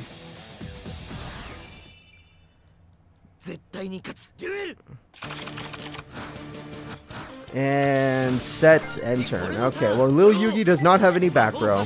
Graceful Charity is a great start for the Chaz. Chaz is going to throw away some cards. He's got V Tiger Jet. V Tiger Jet's pretty good. Not good enough to destroy Skilled Blue Magician, but still pretty good. Creature Swap is a good play in general, just because, you know, V Tiger Jet will never be that much better than you. So let's see what little Yugi gets. He gets himself another Skilled Blue Magician, and he's got Chaos Zone. That's a pretty good start for little Yugs. He's going to go ahead and just wait there because he knows his opponent can't use the effect of Skill Blue anyway. Call the Haunted is going to bring back X Head Cannon, which isn't bad if he has another piece in his hand. And these cards are just going to crash. Okay, well, goodbye Skill Blue Magicians. And X Head Cannon can't beat V Tiger Jet. Polar Knight actually could beat V Tiger Jet, though, by throwing away a card. It buffs itself to 2,100 attack. And X Head Cannon will be destroyed. V Tiger Jet's going in for 1,600. Oh, boy. So, Chaz is in a little bit of trouble, is somehow bricked, but an Armed Dragon level 5's in his hand, I have to assume. Darkblade, the Captain of the Evil World, is here. We're going to buff it. Yep, there we go. Chaos Zone's getting more tokens on top of that, or spell counters. And Chaz Princeton, do you survive? You barely survived the turn. So, Chaz is in a lot of trouble here. My boy, I do love you, but you need to play a little bit better than this. I don't know what you're holding back, but stop holding it back. Destiny Draw will kick in. Swords and Revealing Light will kick in. That is very helpful. This might buy him the time to get him Armed Dragon level 5. And Yugi is going to keep going to... Oh, well, this time he throws away a card to get a Light Monster and throws away a Light Monster. And now he's going to throw away a Light Monster to buff his V Tiger Jet. And then he's going to tribute V Tiger Jet, which sounds very funny after, you know, buffing it. But I guess he did that for Chaos Zone. He's only doing this for Chaos Zone. And Pot of Greed's going to help Chaz out because Chaz is bricked. And Creature Swap is super good. Let's see what Chaz Creature Swapped. And I would have played that in attack mode. I thought it was Mass Dragon. Never mind. Alright, well, at least Chaz has stolen 2 monsters. Dark Hole, he lost his monster. Okay. Chaz is running out of turns here. Well, Z Metal Tank isn't the worst card in the world. Level Modulation will bring back Armed Dragon level 3, which is a sad card to level modulate. And there we go. We're going to just end our turn there. Little Yugs is just going to play defensively until the Swords runs out. Swords is gone. This is Chaz's chance to Tribute Summon. Or do this. This is really good. Armed Dragon level 5 is on the field. That's very, very good. Monster Born will kick in, bringing back the Swift Guy, the Fierce Knight, which is really good. Chaz is making a comeback play right here, right now. Shiva Warrior Taru can't be destroyed by battle. DD Warrior Lady will get rid of that Armed Dragon level 5 forever. And Z Metal... Oh, Shiva Warrior Taru, because that card activated, will go away. 1,500 damage direct. Little Yugi is in trouble now. It finally happened. Chaos Zone will activate by getting rid of all of these counters. Lil Yugs can bring back a monster. He brings back the opponent's level 5 monster. Oh shit! Spiral Spear Strike as if it matters. Armed Dragon level 5 is going in, not attacking the Swift Guy because he's going for game. That is how Little Yugi wins duels. That's the first time he's ever won through Chaos Zone. Not bad, Little Yugi. Alright. Chaz put up a fight at the very end, but Little Yugi always has a plan. Why does Yugi have a random dog? He needed a tuner monster, and that dog reminds me of Little Yugi. Just this adorable little thing. Compared to the cool, you know, it's not Mad Dog of Darkness, you know. Alright, well, Yugi Muto, you get to move forward. The next duel is going to be last tournament champion Seeker versus Hero Jaden. Elemental Hero. Alright, let's go ahead and get this started. So we got Elemental Hero Jaden, which has gone top 4 before. And we got ourselves Seeker, who is now the newest tournament champion. Let's see what happens in the first duel. Will Seeker continue to be unbeatable, or will he just simply lose like he used to do all the time? Personally, I think Hero Jaden has a pretty good shot at taking down this guy, but we'll see if he can actually do it. Seeker doesn't have a new deck. Seeker's deck is exactly the same. Literally, it's the same. He uses all the same monsters, all the same spells, all the same traps, 3 copies of Exodia. I didn't need to edit his deck. I never have. I just needed to wait for him to actually get Exodia. Pot of Greed, Upstart Goblin, Graceful Charity. Wait for it. Okay, no Graceful Charity, but he usually does that. Emergency Call. That gets him Bubble Man. I guess he's going for Fusion if you pick Bubble Man. He's going to summon Sparko. Sparko's going in. Spark is not going to work. He needs Fusions. Alright, not a great start for Jaden to get walled like this. And Hannibal Necromancer is here. Has no use at this moment in time, but maybe Jaden will not draw a monster to beat it. Polymerization is pretty big. Let's see what he gets. Is that Clayman? Oh, that's beautiful. He can get rid of the monster using Thunder Giant's effect, or he can go for damage. He can do either one. I would get rid of that monster as soon as possible if I were Jaden, but if, you know, to each their own. Maybe he has cards in his hands he does not want to discard. Thunder Giant is beautiful, though. He's going to go ahead and set another monster, and he hasn't drawn any more draw power cards. Oh, Oversoul is great to get back Sparkman. Really good play so far from Jaden.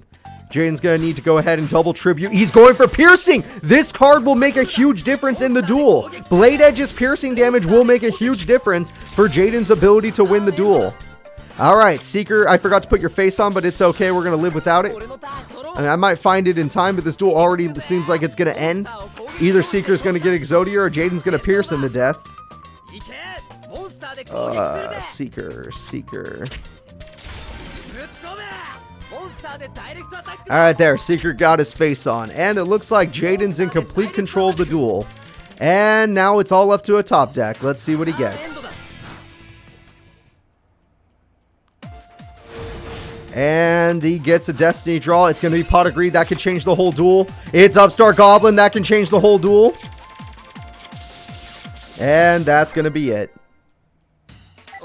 It looks like Jaden could just go for Piercing to win this duel. Piercing, Thunder Giant, and that's game. And here comes the Piercing. There we go. Thunder Giant for game. The duel is over. GG. No luck on Seeker on that duel. Even though he got a lot of draw power, his triple Exodia cards, he drew all the same pieces. He always misses the head. I don't know how, but he always misses the head. Alright, let's go ahead and move Jaden forward. The next duel is going to be Jack Atlas and his Neo deck versus Marcel Bonaparte. There is technically still a Bonaparte left in the tournament. So let's see if Marcel Bonaparte could take on Jackie Boy. You do know I love Jack, so let's hope he does good. And I don't really care for Marcel Bonaparte. I don't hate him, I just don't care for him. Yeah, this guy I can live without. Granted, he is still alive, so I have to respect him for winning a duel today against Yusei. But Yusei has been playing like ass, and that has not changed, so... well, I guess I can't really give him the win. But if he beats Jack, then I'm going to count that as a win. So here you guys go. Let's go ahead and have Jack versus Bonaparte. Marcel Bonaparte. And give me an hour to look for Marcel's face, because it's been... oh, nope, I found it. Boop, there we go. I was going to say, I rarely use Marcel's character, so there we go. And we're going to set like that, and it looks like Jack's got Clock Resonator in attack mode. That is the worst spot to put Clock Resonator. Destroying Giant Germ is very unlucky, and there we go. How we can help Yusei? We do not help Yusei. He has to get used to his new deck. That's the only way. Clock and attack is a bad play, but at the same time, it looks like our buddy Marcel just doesn't have any monsters to take advantage of it. So, not bad for Jack here. Jack's going to continue to take burn. It looks like Jack does not want to summon another monster for some reason, even though he needs to get through these germs one way or another. Marcel Bonaparte will continue to set more monsters, I guess. We got ourselves a Barrier Resonator, which could have destroyed Giant Germ, so I don't know why he didn't play in attack mode last turn. He's going to take 500 burn, and Mad Reloader will die. Mad Reloader's effect will activate, throwing away. Why'd you throw away Monster Reborn? That was stupid. Limit Reverse will activate to bring back the Giant Germ for burn, I believe. I don't understand any other reason why you would bring that back. We got ourselves Phantom of Chaos, which could... Oh! He's got 3 Fiend Monsters! He got Raphael! It happened, everybody! Raphael is on the field! Marcel Bonaparte has pulled off a Sacred Beast! Hold up! Jack's in trouble. Alright, Jack, you're going to need some hell of a monster to take down something that strong.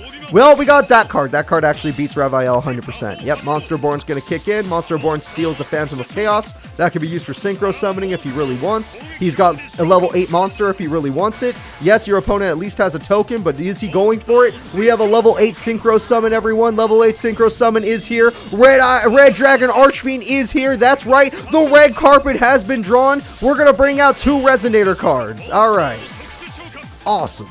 And we have a massive Excel Synchro, or Fire Synchro. We got the Red Nova Dragon taking on Raphael with 4,500 attack. Raphael has bit the dust. Holy crap.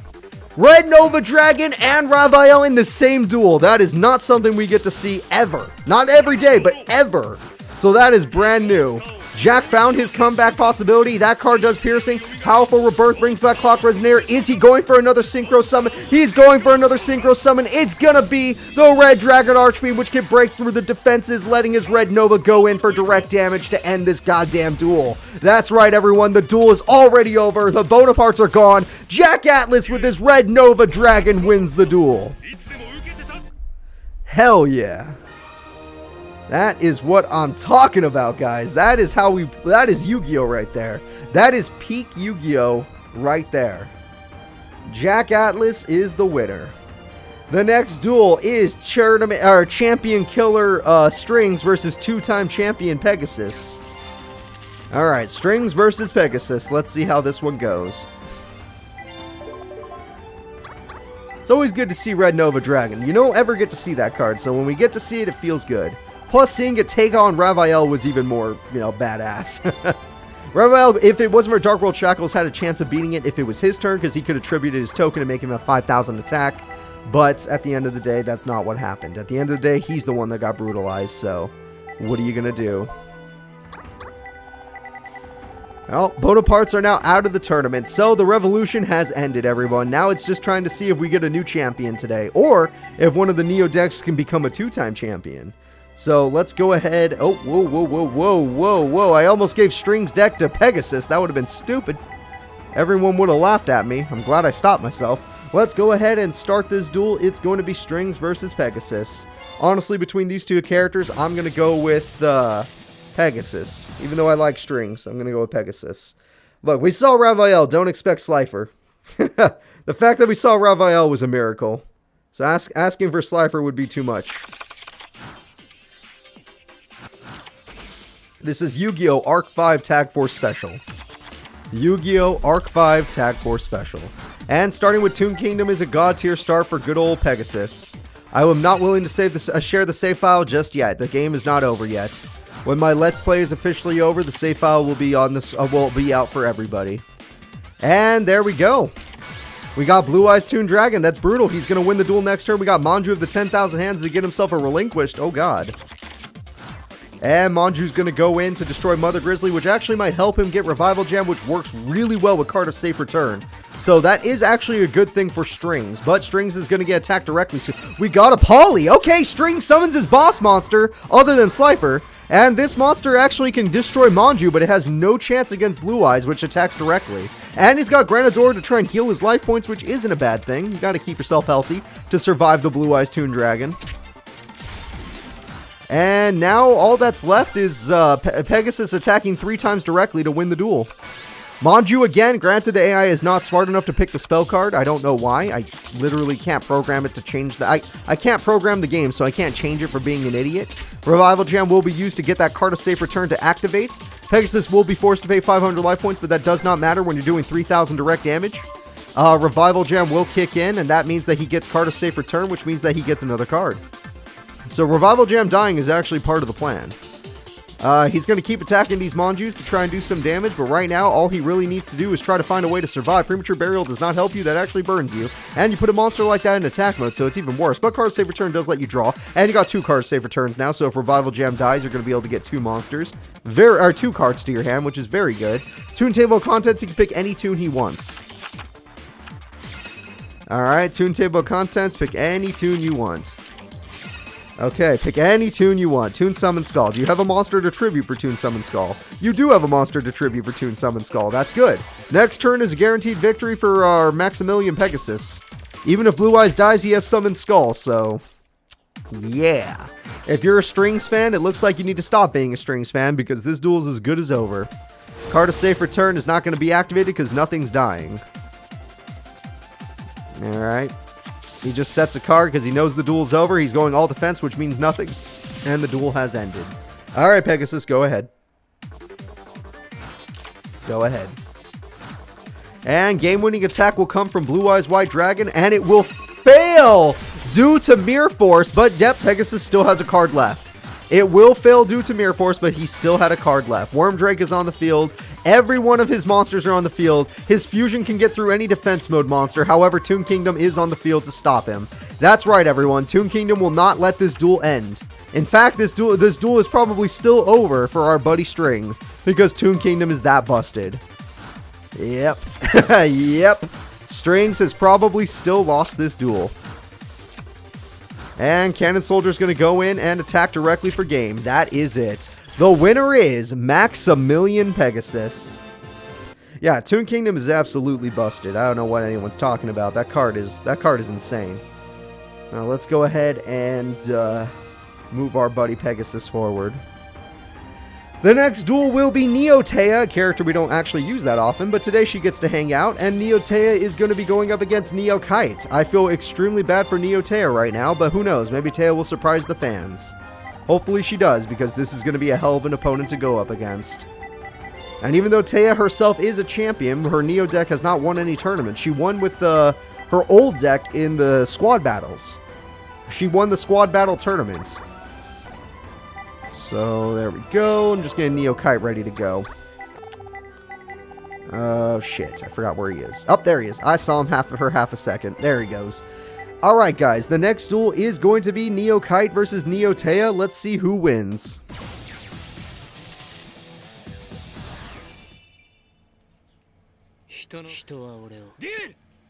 Alright.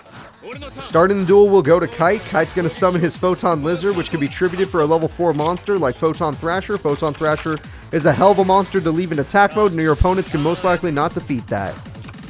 And now we're going to go for a special summon. Nope, okay, it was his special summon, not hers. I read it at the wrong time. Nope, we got Photon Crusher, and that's going to be a lot of damage, especially when you exceed summon into Star Liege Lord Galaxion. Star Liege Lord Galaxion, are you going to use your effect? Yes, you are. You're going to go ahead and get rid of those cards to summon Galaxy Ice Photon Dragon. And she's basically dead because Galaxy Expedition guarantees a victory. And there goes our shit. Alright. Galaxy Ice Prime Material Proton, whatever is here.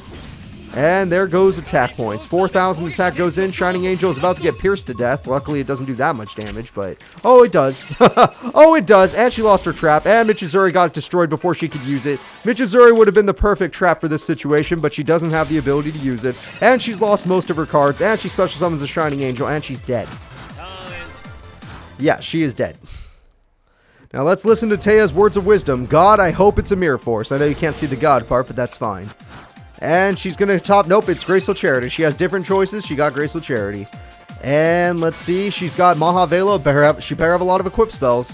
Elf Slide is not enough, but it's a start. And that's all she's got. Okay. Yeah, she needed a lot more equip spells than just Elf Slide. That did not do a damn thing. And there goes Galaxy Knight. Galaxy Knight is super strong. We're going to destroy Maha Velo because that card could become a threat in the future. So it's very good that he got rid of it. Shining Angel will be the next one to die. Shining Angel will special summon Shining Friendship. Beautiful. Alright, she has summoned her Ace Monster, the strongest card in her deck. I'm joking, but it is a good card. And she's going to just set end. Yep. Shining Friendship, I don't think you could save the day today. This is not going to be your day. Do we have Piercing? We do not. Yep, we do. Galaxy... okay, yep. Shining Friendship Your friendship cannot save the day. That is going to be it. Everyone, we have a dead Taya. Yeah, no, he just started the duel way too powerful. And that's because Kite is a goddamn monster now. The next duel will be the Chumpster. That's right, everyone. Chumley is here. And Chumley is going to be going up against Muto. Yep, Muto did get that new deck, so he has a... It's not just a Neo buff. He had to go through a whole bunch of changes just to make his deck viable. Granted, he got a little unlucky last duel, but... or last tournament, but maybe he won't get unlucky this tournament. Even though the Chumpster is really good at Yu-Gi-Oh! We shall see. We don't really get that many Arc 5 characters in tournaments because usually they're either unbelievably busted or unbelievably terrible. In this case, this guy was so bad I had to make a deck for him. But we'll see how it goes. It's going to be Muto versus the Chump. Let's get it going. Now, overall, I would say Chumley can't be defeated. He's too smart. But Muto, if he gets 2 level 4 monsters on the field, which his deck is supposed to do, he is going to be able to get out his Dark Rebellion Dragon. So we're going to start the duel with Tardy Orc, which is really good to have on turn 1. Graceful Charity is a great start for the Chump. The Chump's going to throw away some useless cards. MST is going to help him out by hitting the Phantom Knights of Shadowvale. The Phantom Knights of Shadowvale will buff his monster to 2,500. And he's just going to set, pass. Alright, good job, Chump. And Tardy Orc at 2,500 attack will destroy the Hex Seal, which sucks for us. And he's got 2 Tardy Orcs now, which equals, yep, we already have it, everyone. Say hello to Dark Rebellion Dragon. The Exceed Dragon has freaking 2,500 attack, and it makes freaking Yugi's Dark Magician look weak because of its effect. The name of the game is Yu-Gi-Oh! Arc 5 Tac Force Special. And we got Dark Hunter, which doesn't really work right now. But later in the duel, it might. And the Chumpster has Bricked, which is somewhat weird because he doesn't really have that many Brick cards. Unless he threw away all of his monsters. And XYZ unit on the main phase 2 is even worse. We have Ayers Rock Sunrise, which is a really good card. Oh, Java Trio is gonna make that is gonna make this very funny. Ayers Rock Sunrise is gonna debuff most of the monsters on the field by a little bit, not too much. Dark Hunter will be defeated, but at the same time, Chump, you didn't really change a damn thing. Yeah, that didn't change a damn thing. Des Koala is not strong enough. And Dark Rebellion Dragon loves your monster because now it gets to eat its attack points and have 3850. The Chump almost died to that one attack. He is almost dead. Barely still in the duel.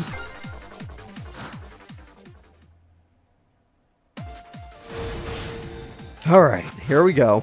Chumley needs to draw a hell of a card. No, don't put Giant Rat in attack mode, you goddamn idiot. Alright, well, he's a goddamn idiot. He deserves to lose. At least he did some burn to Muto. Ayers Rock Sunrise on main phase 2 is also just a terrible play. Especially when you already have a monster in attack mode. Dark Rebellion Dragon, just do it. Just do it. Alright, that's going to end this duel, guys. The winner is going to be the Chump. And the Chump is going to Mirror Force. That's why I said the Chump would win. XYZ Reboard during the battle phase. Dark Rebellion Dragon. Dimensional Slice. Why would you do that, actually? You threw the duel. You had a win. Why would you do that? You had the game in your hands. Oh, XYZ Override. What the hell? Dark Rebellion Dragon using XYZ Override is going to be able to steal Gyakegiri's attack points. Hold up. But like I said, you could still lose the duel by stupidity. But at the same time, I guess that, yeah, it doesn't make a difference. Chumley has nothing. Alright, go ahead. Dark Rebellion Dragon, do your thing. Muto has won the duel. Chumpster will lose. Alright, not bad from Muto.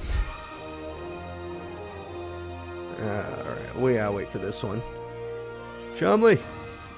Gotta let Muto win. Come on, load the thing. Alright, well, that takes an hour to load. The next duel is going to be Yuya, the main character of Arc 5, taking on Grandpa, Yugi's grandpa. So, Yugi's grandpa versus, Yugi. It says Yuya, right? Yeah, I think that says Yuya. We'll just see if they can win. Where's Yugi's grandpa at? Maybe he'll get Exodia today, who knows. We already lost one Exodia user. Maybe he can win it with Exodia. Or not. Grandpa can win by battle. He runs freaking Summon Skull, Dark Magician, and stuff like that. Hell, he has blue eyes. Grandpa has blue eyes, so this is a guy who could win by battle. So there we go. This finally decides to load. Yuto's going to move forward, and we are ready to start the duel, everybody. Let's get it going. Grandpa versus Yuya. Heck yeah. Yuya has had a tough time, I admit. You're right. Yuya has had a tough time with his duels, but I think he can win this one. Grandpa's a character that can lose every now and then, but we'll see. Double pot of greed is a great start for Grandpa. Graceful charity. Wow, this is a great start for Gramps. This is a great start. Heart. Oh my god, that's a beautiful start for Grandpa. You're right, he has no pathetic cards. Every single one of those draws was god tier. Entertainment Warrior Tiger's gonna try and make a difference, but you can't break through Mystical Elf, that's for damn sure. Alright, Mystical Elf is on the field. Let's see what he gets. Not a normal monster. Monster Reborn, he threw away a Gemini Elf. That's damn good. Gemini Elf is a damn good monster. Celtic Guardian's a damn good monster. We're going in. Alright, destroy the Entertainment Warrior Tiger. Sadly, it has no effect when he gets destroyed. He needs something like that. And Jar of Greed could try to help out Yuya, see if he can get something good. I thought Grandpa would run Jar of Greed, not you. Polymerization. Oh, shit. Oh, Grandpa stopped it. The poly was real. He was going to finally get his fusion monster after all these years, but it will be stopped. And Pendulum Dragon, the card he could have used for fusion, is going over there. He actually stopped the one card that could have killed Gramps. All right, Gramps drew a Beaver Warrior, which means he gets to draw again. And Gramps drew his final pot of greed. There we go. And Beaver Warrior hits the field. All these monsters are going in aggressively. Yuya, your life points are mush. Oh, Jesus Christ. Grandpa's Magic Jammer has come in super clutch in almost every duel. Alright, Yuya, you get one more turn. Make it count, because right now you're not doing too good. Like, Grandpa's not even trying to win by freaking... He's beating you with normal monsters. He's not even trying to win by his effect. Whiptail Snake is alright. Or Whip Snake's alright. I don't know why you didn't use its effect to kill Gemini Elf. That was really stupid. Like, that was really stupid of you. Alright, you could still use its effect on main phase, Yuya, so please do that. Oh, nope, doesn't matter anymore. The card that that Kaiba ripped in two, it's the Blue Eyes. And Blue Eyes White Dragon, doesn't matter if you flip its stats, you already lost the duel. And Grandpa with a bunch of normal monsters beats the crap out of Yuya, the main character of Arc 5. Who, if he had gotten his fusion monster, yes, probably would have won the duel. But Grandpa had a plan for that, so Grandpa gets to move forward. The next duel is going to be Jesse Anderson. Jesse Anderson has become a very good duelist in our AI tournaments. It kind of scares me how good he's become. And he's going to be taking on one of the... Oh, wow. Wait, this is a plot duel. We have a really, really strong duelist. It's Masked Hero Jaden. So, Masked Hero Jaden versus Jesse Anderson's Crystal Beast deck. Jaden and his Masked Heroes. Where are you? Time for a mask change. Alright. It's time to start this duel, everyone. We got ourselves a plot duel. It's Jesse versus Jaden, two best friends. Maybe even closer. I'm talking Yusei Bruno levels of close. Or maybe Yusei Bruno were as close as these two. Who knows? Well, let's see what... It's always a blue hair guy. The main character always falls in love with a blue hair character. There's no way you could stop it. Like, the MC is just like, wait, you have blue hair? All right. And Cyrus is like, but I have blue hair. And then he, like, just pushes Cyrus to the floor. He's like, I don't want you. You look like a gremlin. And Stratos gets Special Summon. Shadow Mist is perfect. Stratos can use its effect. For some reason, it doesn't get its effect. I don't know why, but whatever. Sadly, Arnold Schwarzenegger will die because Crystal Amber Mammoth is Arnold Schwarzenegger. We got ourselves a fusion on the field. That's kind of weird. And we got Absolute Zero. That's brutal. Absolute Zero is on the field destroying one of these cards, but these cards getting destroyed is part of Jesse's plan. If Jesse gets out his... Oh, never mind. Screw your plans. Acid says go to hell. Zero says go to hell. Acid's going to destroy your spells and traps. Zero would have destroyed your monsters, and you die. Jesse Anderson has nothing, and Mass Charge makes this duel over already. Alright, Jesse, go have some fun. Nope. Alright, Jesse does not want to have fun. He wants to lose the duel. Well, Jaden, you want to help him out? Yep, Stratos will help. Stratos is going to go ahead and do this. We got ourselves Ocean card. Ocean Man. Mass Change number 2 is going to change that Ocean Man into a Divine Wing card, and Shadow Mist will do its job again. Alright, just attack with your monsters, Mass Change for game. We already know how it works. Carbuncle dies. Jesse Anderson gets wrecked. Oh, come on, use it. Yep, don't think we did. We saw you have Mass Change. And we got this card, Vapor. Vapor has 2,400 attack. That's plenty of attack points. Just like that, Masked Hero Jaden wins on turn 5. Not the record for the day. The record for the day is still turn 3 from Zane Truesdale. Alright, in this revolutionary tournament, it looks like Masked Hero Jaden is and Zane Truesdale are the two strongest characters. The next duel is going to be Neku versus Joey Wheeler. For those of you that don't know who Neku is, he is the Forbidden Memories character that guards Haitian. I know a lot of you guys didn't see the Forbidden Memories tournament, so I will always repeat that. So, Neku, don't miss this. Neku, there he is. And we're going to go ahead and find Joey Wheeler, my favorite character. Now, Joey Wheeler could probably defeat Neku, but Neku and all of the Forbidden Memory guys are pretty powerful. Yeah. They have some really good spells and traps to help them with their normal monster decks, because almost all of the freaking Forbidden Memory characters use normal monster heavy decks, which they needed support for, so they have this. I gave them the support they needed. Way back when we first started did the Forbidden Memories tournament. So let's go ahead and start this duel, everyone. It's going to be Joey Wheeler versus Neku. I'm going to get this started right now. Let me go find Neku's face while I have the time. There we go. Yep, he's the one that dresses up like a bird. His friend Sebek is the alligator. Skill Drain and Ancient Rule, yes, that's right. And Heart of the Underdog. That is what these guys get as support. And Dark Hole, Jesus. Actually, they just do have Dark Hole in the game. Whiptail Crow is here. Whiptail Crow does 1650. And Call of the Haunted brings back Valkyrian Knights to help Joey Wheeler. Not bad.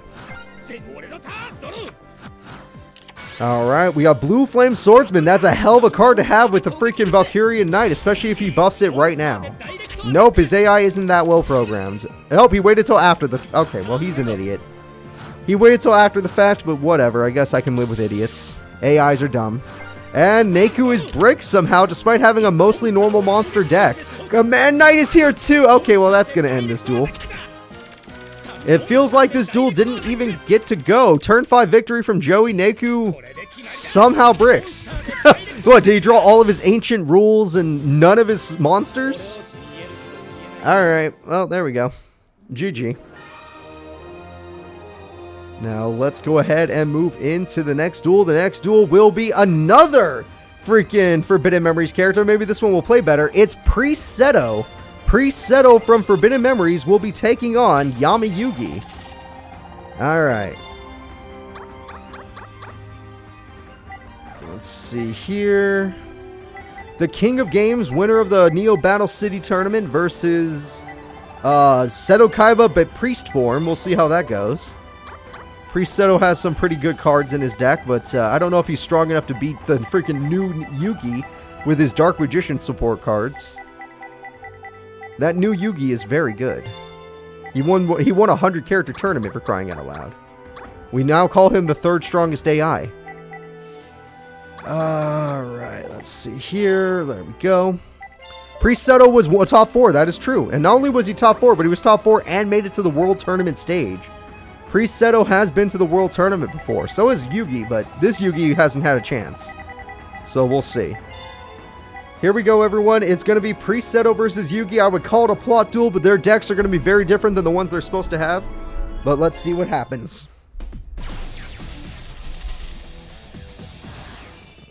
Let me go find Priest Seto's face, and he's ready to go. Priest Seto's on screen, and we got Yami Yugi on screen. Bobo, we'll see you next time.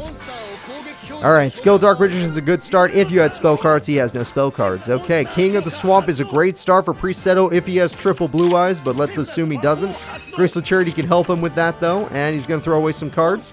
And he's going to summon Vorse Raider, which is a damn good card. Heart of the Underdog, which is a damn good card, but all you're doing is helping Yami Yugi. I would not do this. Skill Drain could help you, actually, because you're mostly normal monsters. And there goes all your spell counters, Yugi. Break of the Magical Warrior does not get its effect off, so that sucks for him. And he's just going to crash, because why the hell not? If you just get through the Vorse Raider, you can get to his life points. So, Priest Seto is in a little bit of trouble. Premature Burial on main phase 2 is going to bring back Skill Dark. I don't know if that was worth. Usually you should wait till your next turn, but maybe he was afraid of Magic Jammer. Alright, we got another Vorse Raider. Good start for our buddy Priest Seto here. Priest Seto's going to get rid of Breaker. Does Priest Seto have any other back row? He does not. Alright, we got ourselves Magician's Valkyria, which effect is negated right now, so it does not matter. It cannot perform the lock. 1600 damage is pretty brutal, so Seto Kaiba or Priest Seto is in a little bit of trouble. He's dropped below half. his Destiny Draw will kick in. It better be a damn good one because of the situation he's in.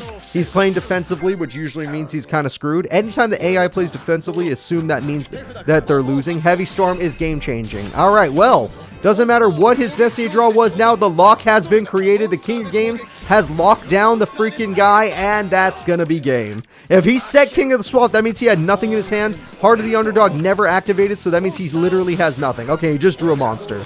But let's see what he's got. And Tribute Summon for Dark Magician Girl. You gotta love it. Sage's Stone for Dark Magician. You gotta love it. And there we go. Dark Magician destroys Kimura Dragon, and these two girls will end the duel. This is brutal. Well, that sucks. Really good combo from Yugi right there. That's what made him a champion. Those kind of combos made him a champion. So let's go ahead and move forward. Yamayugi, you are the winner. The next duel will be Bandit Keith. Bandit Keith. And Bandit Keith will be taking on Shark. And as we all know, Shark's new deck has been very good. Bandit Keith, on the other hand, I don't know if I can call him very good. He's just alright. Nothing wrong with him. He's just an average character with an average deck. He's been top 4 before. I've seen him take down Alito for 3rd place. So I guess he's not bad, but we'll see. We shall see. And Shark, on the other hand, I've also seen Shark get top 4, so we'll see if he can win.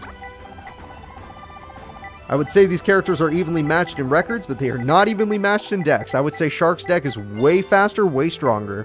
Unless Bandit Keith gets his boss, then Bandit Keith is stronger, but screw that. It takes Bandit Keith way more time to get his boss. Alright, so let's go ahead and see. Bandit Keith is here, and we are ready to start.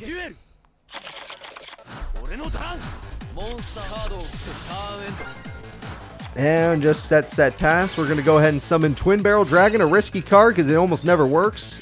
Did not work. And Shark Stickers is going to go in.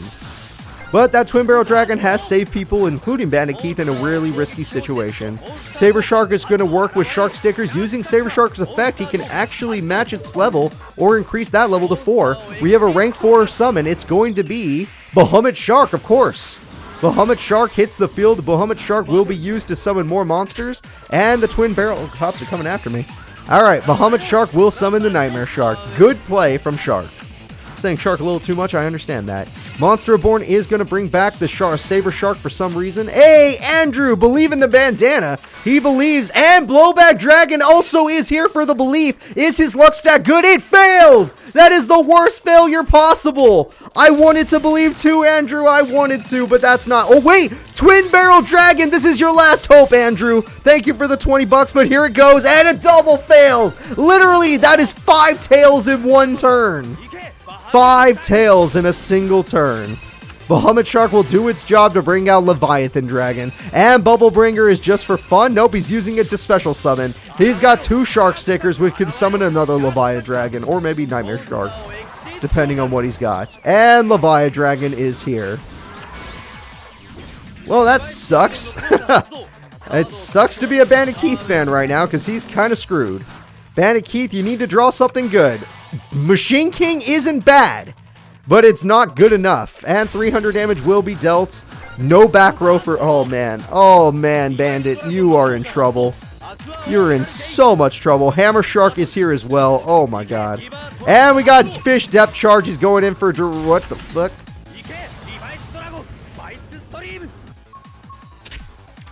What the fuck?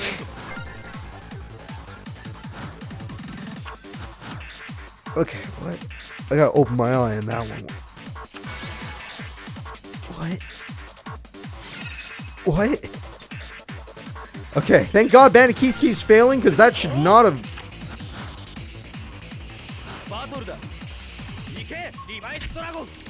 I have no clue who programmed this game. I don't know who did it. But you made the AI look super dumb. Oh, look, Shark Stickers. Oh, look, another Leviathan Dragon, most likely. Alright, that's the final Leviathan Dragon. We're just going to move on, people. Everyone just move on. Alright, we've seen stuff like that happen before, but it was... Look, that was bad. That was really bad. But, like, let's just move on with our lives. Let's just pretend there's more to life than this. Alright, well, we got Silent Angler on the field, which could be good if he has another level 4. Needle Sunfish has nothing to debuff.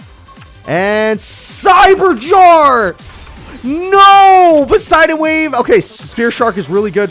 Okay, in defense mode, I guess. It would have been better in attack.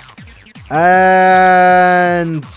wow, you got nothing. But don't worry, Bandit Keith doesn't really run that many monsters either. 7 completed. I thought he'd keep that up his sleeve. Blast Sphere is really good.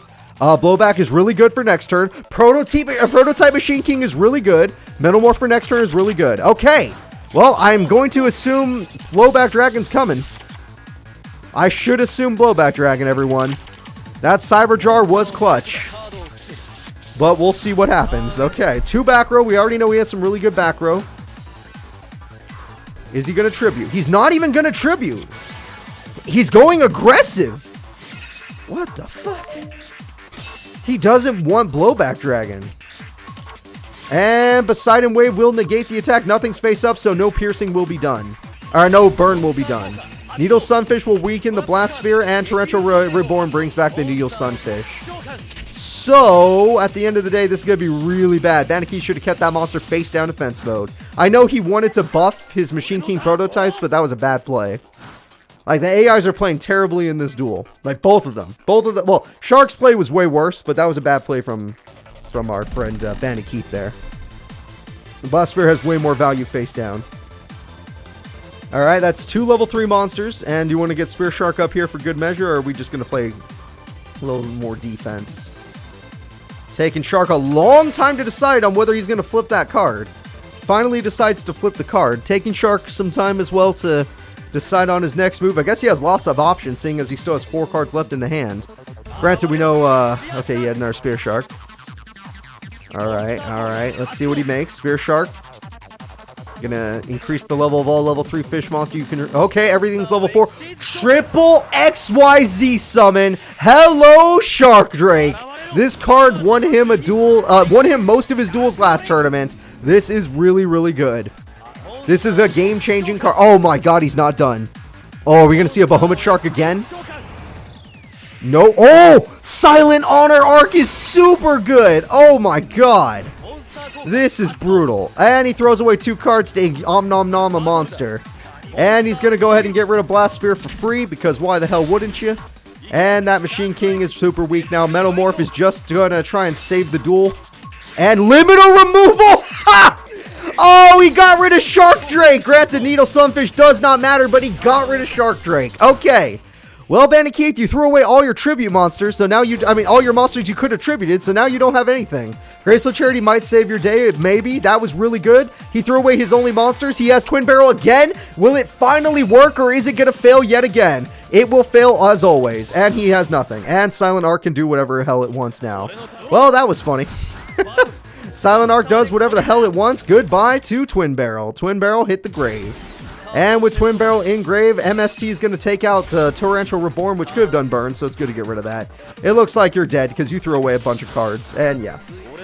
Alright, it was nice to see you play, but that's going to end the duel. And Double Fin Shark is going to go ahead and get out Hammer Shark. Hammer Shark is going to summon a Silent Honor Arc. That card, can it eat face down? I'm going to assume it can eat face down monsters. It can't. Okay. And that card's going to attack a card trooper, which gives him a new card, but Bandit Keith is down to nothing. Literally nothing. Alright, set card and end turn. That's GG. Blast Sphere's too late to the party. Way too late to the party. And the winner is Shark. That was a hard duel to watch.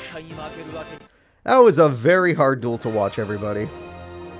Not something I want to see. Both of those characters played pretty poorly, but we're just going to pretend that didn't happen. You know what? Just take it out of your minds. You don't need it. Alright, the next and final duel of round 2, the last characters to appear in this tournament, will be Rebecca and her I could just call it a Rebecca deck because she has way too many different combinations in her deck. She has way too many strategies. She has stall strategies with Millennium Shield and Ring of Magnetism. She has Shadow Goal for damage. She has Sangan, Witch of the Black Forest. She has Last Will. She has Burn with the Fire Princess. She has Injection Fairy Lily for damage step damage. I mean, she's got options, guys. Rebecca has options.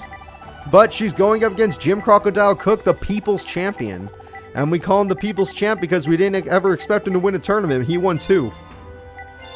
And when he did win them, they were all underdog wins. Like, he should have lost almost every duel he was in. But he won, and he won, and he won, and he won, and he just made it happen. Alright, so let's see what happens. I got Jim just about ready. I got her just about ready. And it looks like we're ready to start the duel, guys. Rebecca Hawkins versus Jim Crocodile Cook. Let's do it. Now, I'm going to look for Rebecca's face as we speak. Probably fail to find it. Luckily, there is a blonde girl in the game, so that kind of helps us a little bit. There she is. We have Rebecca on screen. We are ready to go. Alright, set.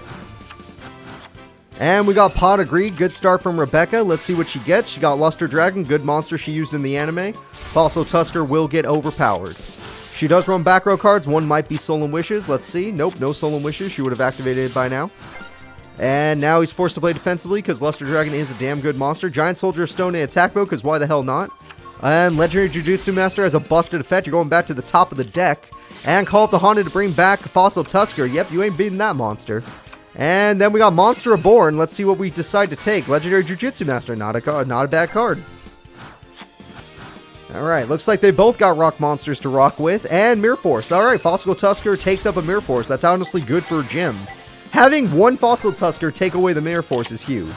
And we already knew what card she was going to draw. It's Luster Dragon. And her monsters are way stronger than Fossil Tusker. So, going in, that's 2,600 extra damage. The People's Champ Jim is in trouble.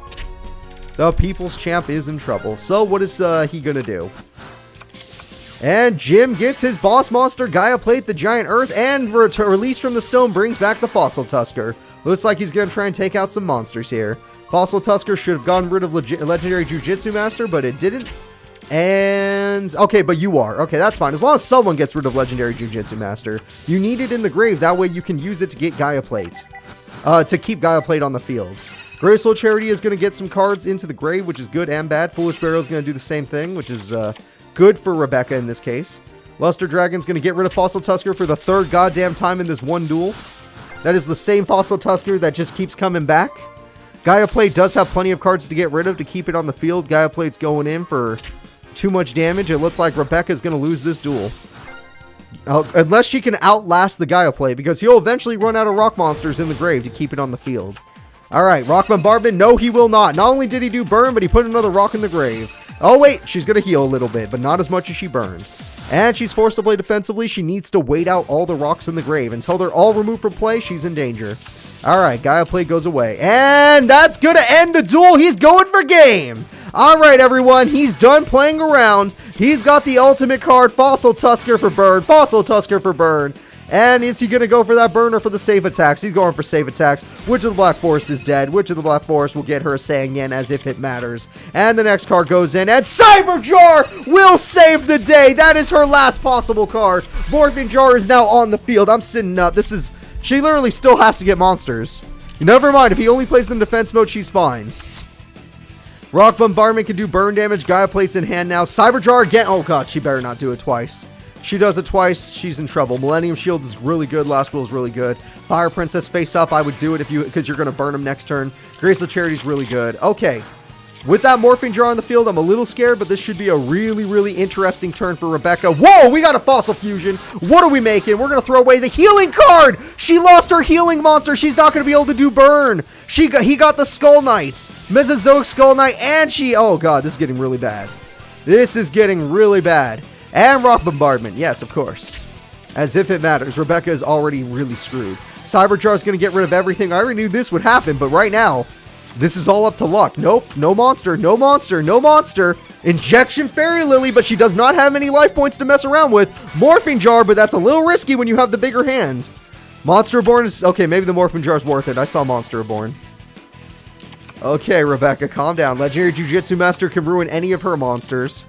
Injection Fairy Lily is not a safe card to use. She's honestly... Mega Rock Dragon. Alright, never mind. That's, Oh, you hit the wrong card. Sandball comes back with 2k attack. Oh my God, you aren't using any of your Graceful Charities for some reason. Why weren't you using any of your Graceful Charities? Alright. Graceful Charity again. Weird. Weird. You're running out of cards. You got to be a little more careful. She has 5 back row. Shadow Goal has 2,900 attack. Why would you even pay the life points? Injection Fairy Lily should have saved it for next turn because she's going to die. And Legendary Jujutsu Master ruins your Shadow Gold. Now you've killed yourself. Last will doesn't matter. You left a monster with 4. Last will doesn't matter. You left a monster with 400 attack in attack mode, you fool. And Rebecca's definitely decking herself out. Holy shit. Like I said, though, she left a monster with 400 attack in attack mode, and we know he has Mega Rock Dragon in hand at any time. Destiny Draw comes through, Golem Sentry can bounce back anything, obviously a Giant Soldier, doesn't really matter. And here it comes. The Mega Rock Dragon, 7,000 attack, Monster Reborn gets Blue Eyes. Rebecca's Blue Eyes, which is Grandpa's Blue Eyes, is gone. Draining Shield heals her for 7k! Holy shit! Holy shit, she healed 10,000 life points! She is gonna deck out for sure. Oh no. Oh no, you're gonna die. You're decking out. Stop defense to get that effect off early. Oh, it stops the effect too, apparently. And Shadow Goal. Oh no, Luster Dragon number 2. You better get rid of that Golem Sentry. Alright, Jim loses the duel to stop defense! He lost the duel to stop defense! I've never seen that card win the duel. I can't believe it. Rebecca finds a way from 300 life points to 10,300 life points.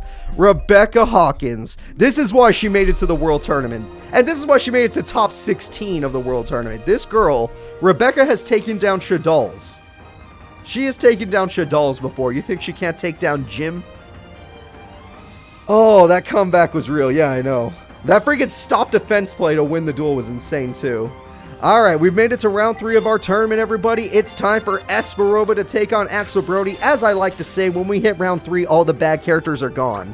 All that's left are good characters, even though most of these characters are just good nowadays. So Esperoba is going to be taking on Axel Brody. You know, Axel Brody actually is spell card reliant, not trap card. So Esperoba is actually in a bit of a problematic situation right now. This is not the right opponent for him. But, you know, to each their own. We'll see what happens. That was a great duel. That one was very enjoyable. But we'll see. Maybe he'll find a way to win. Even though Jinzo has no real effect against Axel's deck. Let's just go ahead and start this duel. Thank you all for your patience. Let's go. Axel Brody versus Esperoba. I'll get Esperoba's face on the screen as soon as I can. Because for some reason these game designers did not put Esperoba in the game. Alright, here we go. Well, he already started with Blaze Accelerator. That's a hell of a start for Axel. And now we got Grace of Charity. Grace of Charity is going to get rid of Jinzo and Jinzo Returner. Jinzo Returner is going to bring out Jinzo. No traps for this turn. It's not going to last for very long, but no traps for this turn. Jinzo is going to get rid of our Volganic Rocket friend. And Impachi's going in for 1,600 damage. Not a bad start for Esperoba, but not a good start either because now his opponent's going to go ham. Volcanic Wall, he's going for the burn strat. Volcanic Wall, never mind. He's going for Tri-Blaze Accelerator. He's not even going to use Volcanic Wall, which means he plans on winning by battle. Tri-Blaze Accelerator, maybe he has his boss in hand. He has his boss in hand. Volcanic Doomfire. That's it, everyone. That's the strongest card in his deck. It beats even the Jinzo Lord. There's nothing in freaking Esperoba's deck that can overpower Volcanic Doomfire. Not only will he lose by battle, but he could also lose by burn. And Cyber Raider doesn't do a damn thing in this situation. Why'd you play it in attack mode? Okay. Yeah, no, that literally doesn't do anything in this situation. Why would you play it in attack mode? And that's 3 of the best cards on in his deck on the field. That's going to end this duel guaranteed unless that trap's being held back for something. It doesn't look like it's being held back for anything. This duel is over. Turn 5 victory from Axel Brody. Esperoba, you looked really sad in that duel. Not even a Fiend Mega Cyber, huh? Not even a Fiend Mega Cyber. Alright, Axel Brody is moving forward. Axel is a champion, so he deserves that. The next duel is Zane Truesdale versus Haitian. Zane has won all of his duels with Chimera Tech Overdragon today, so I'm going to assume nothing's going to change. However, Haitian does have Exodia, so maybe he'll get a first turn victory stopping Zane from being able to do his thing. Who knows, though? Anything can happen. Anything can happen. Haitian has been doing pretty well today, which is unlike him, because usually he does not perform that well. Alright, so let's go take a peek. Where's Haitian at?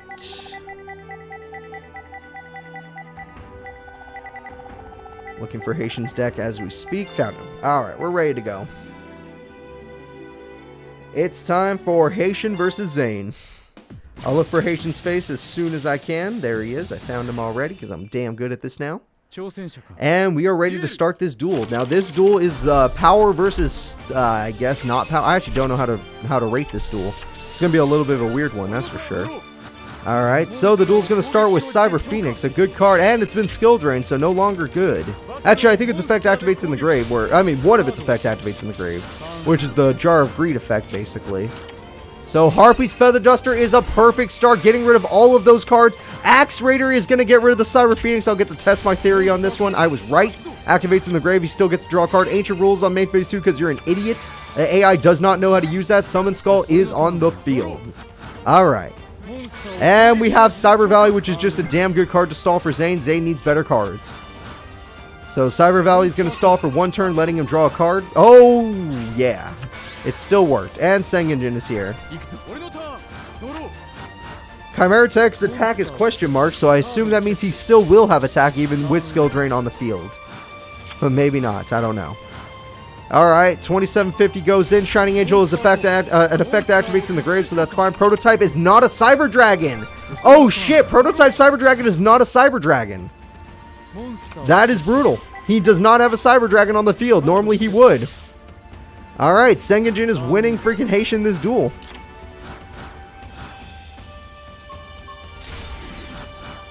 Alright, there we go.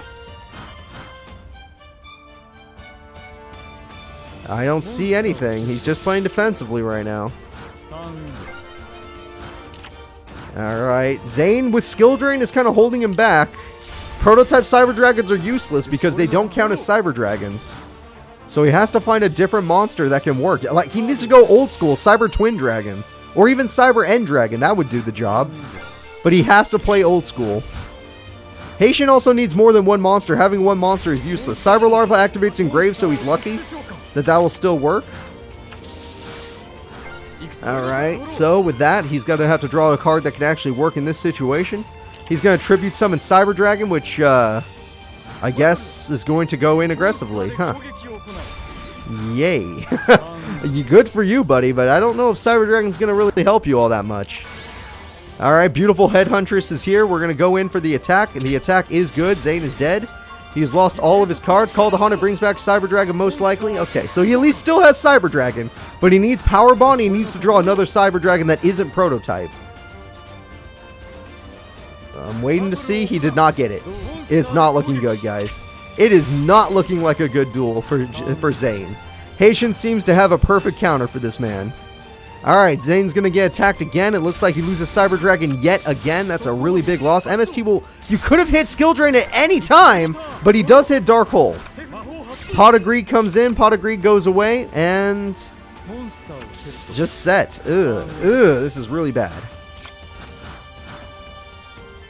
And Cyber Phoenix dies, which at least means he gets to draw a card. He's drawn a lot of cards, don't get me wrong. Not like it matters, but he's drawn a lot of cards. And Cyber Valley will save him again. That card at least activates in the remove from play zone, so that has a good effect. Graceful Charity goes out, and Magic Jammer will stop it, thank God. Yeah, you don't need him to have any of that nonsense. And remove yourself from play where you can actually use your effect. Very good. And Special Summon Cyber Dragon. It was an effect in the hand, so that was allowed. Monster Board can bring back Cyber Dragon. Please pick Cyber. Okay, please have Power Bond for the fans. Do it for the fans. That's right. Power Bond. He may not get 2 attacks, but he does have the damage. That's what we're talking about, people. He doesn't need anything more. He has damage. No, he can't attack twice. Who the hell cares? 5600 is still a hell of a card to get through. Cyber Valley is still a safe monster. Power Bomb will burn the hell out of him, but this duel is in his control now. And set a card. That's right. Alright, let's see. 56 goes in again. Zane can't attack twice, which means he needs more monsters that can actually do damage. And his opponent will continue to play defensively. Zane, play monsters in attack mode, please. Not that one. Shit, I didn't realize that was all you had. I did not realize Cyber Larva was all you had. Alright, Cyber Larva goes in for 400 damage. Not looking good for Haitian here. Haitian needs to draw some damn good... And he's bricked! It's Exodia. He's bricked because of Exodia. There's no other way. Alright, and 5,600 damage comes through, and that's going to end the duel. Zane, with his old school power bond, will end this duel. Alright, Zane's still in the tournament. It looked like he was going to leave right there, but it's not over yet. The next duel will be the Prince of Games, Yugi Muto, taking on the hero of all heroes, Jaden Yuki. So, this should be fun. We got old school hero Jaden versus guy of the first night Yugi. Overall, this duel could go either way, but I'm just excited to see these two duel in general. Main character duel. We got a pro tag duel. Alright, let's see here. I'm just looking for little Yugi's deck, then we're ready to start it all up. Looks like we're ready to start it all up. Thank you all for your patience. It's time for little Yugi to take on good old Jaden Yuki. Let's see what happens. Me personally, I think old little Yugi's got to win. He's a champion.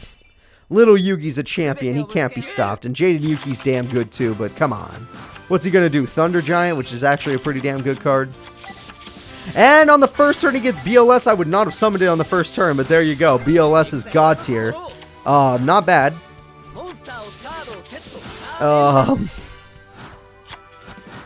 Alright, Yugi's got Chaos Zone a little too late. You already threw cards away. And remove from play. Never mind, you can use Chaos Zone that way. And what the fuck? Did you just tribute your BLS? Yugi, why? BLS is God tier. Why would you ever tribute that? I don't care if it can't attack. Why would you ever tribute that? Oh god. Oh god, Yugi, you're upsetting me. That's a very bad play. Alright, he's going to summon Skill Blue Magician to maybe get out his regular guy the first night. Skill Blue Magician's going to go in for 1,800 damage. Alright.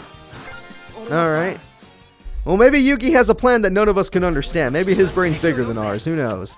Destiny Draw's going to come in. I've seen him do some crazy shit in the anime. Especially in that movie where he created his own little lock against that one guy. The cube guy. And we got Guy of the Midnight Sun. Guy of the Midnight Sun with all these other monsters are going in. And Jaden Yuki is almost out of the tournament. He's almost lost. This is really bad to be a Jaden fan right now. Alright, Jaden, you need to use a fusion card. The F1. Yeah, use fusion.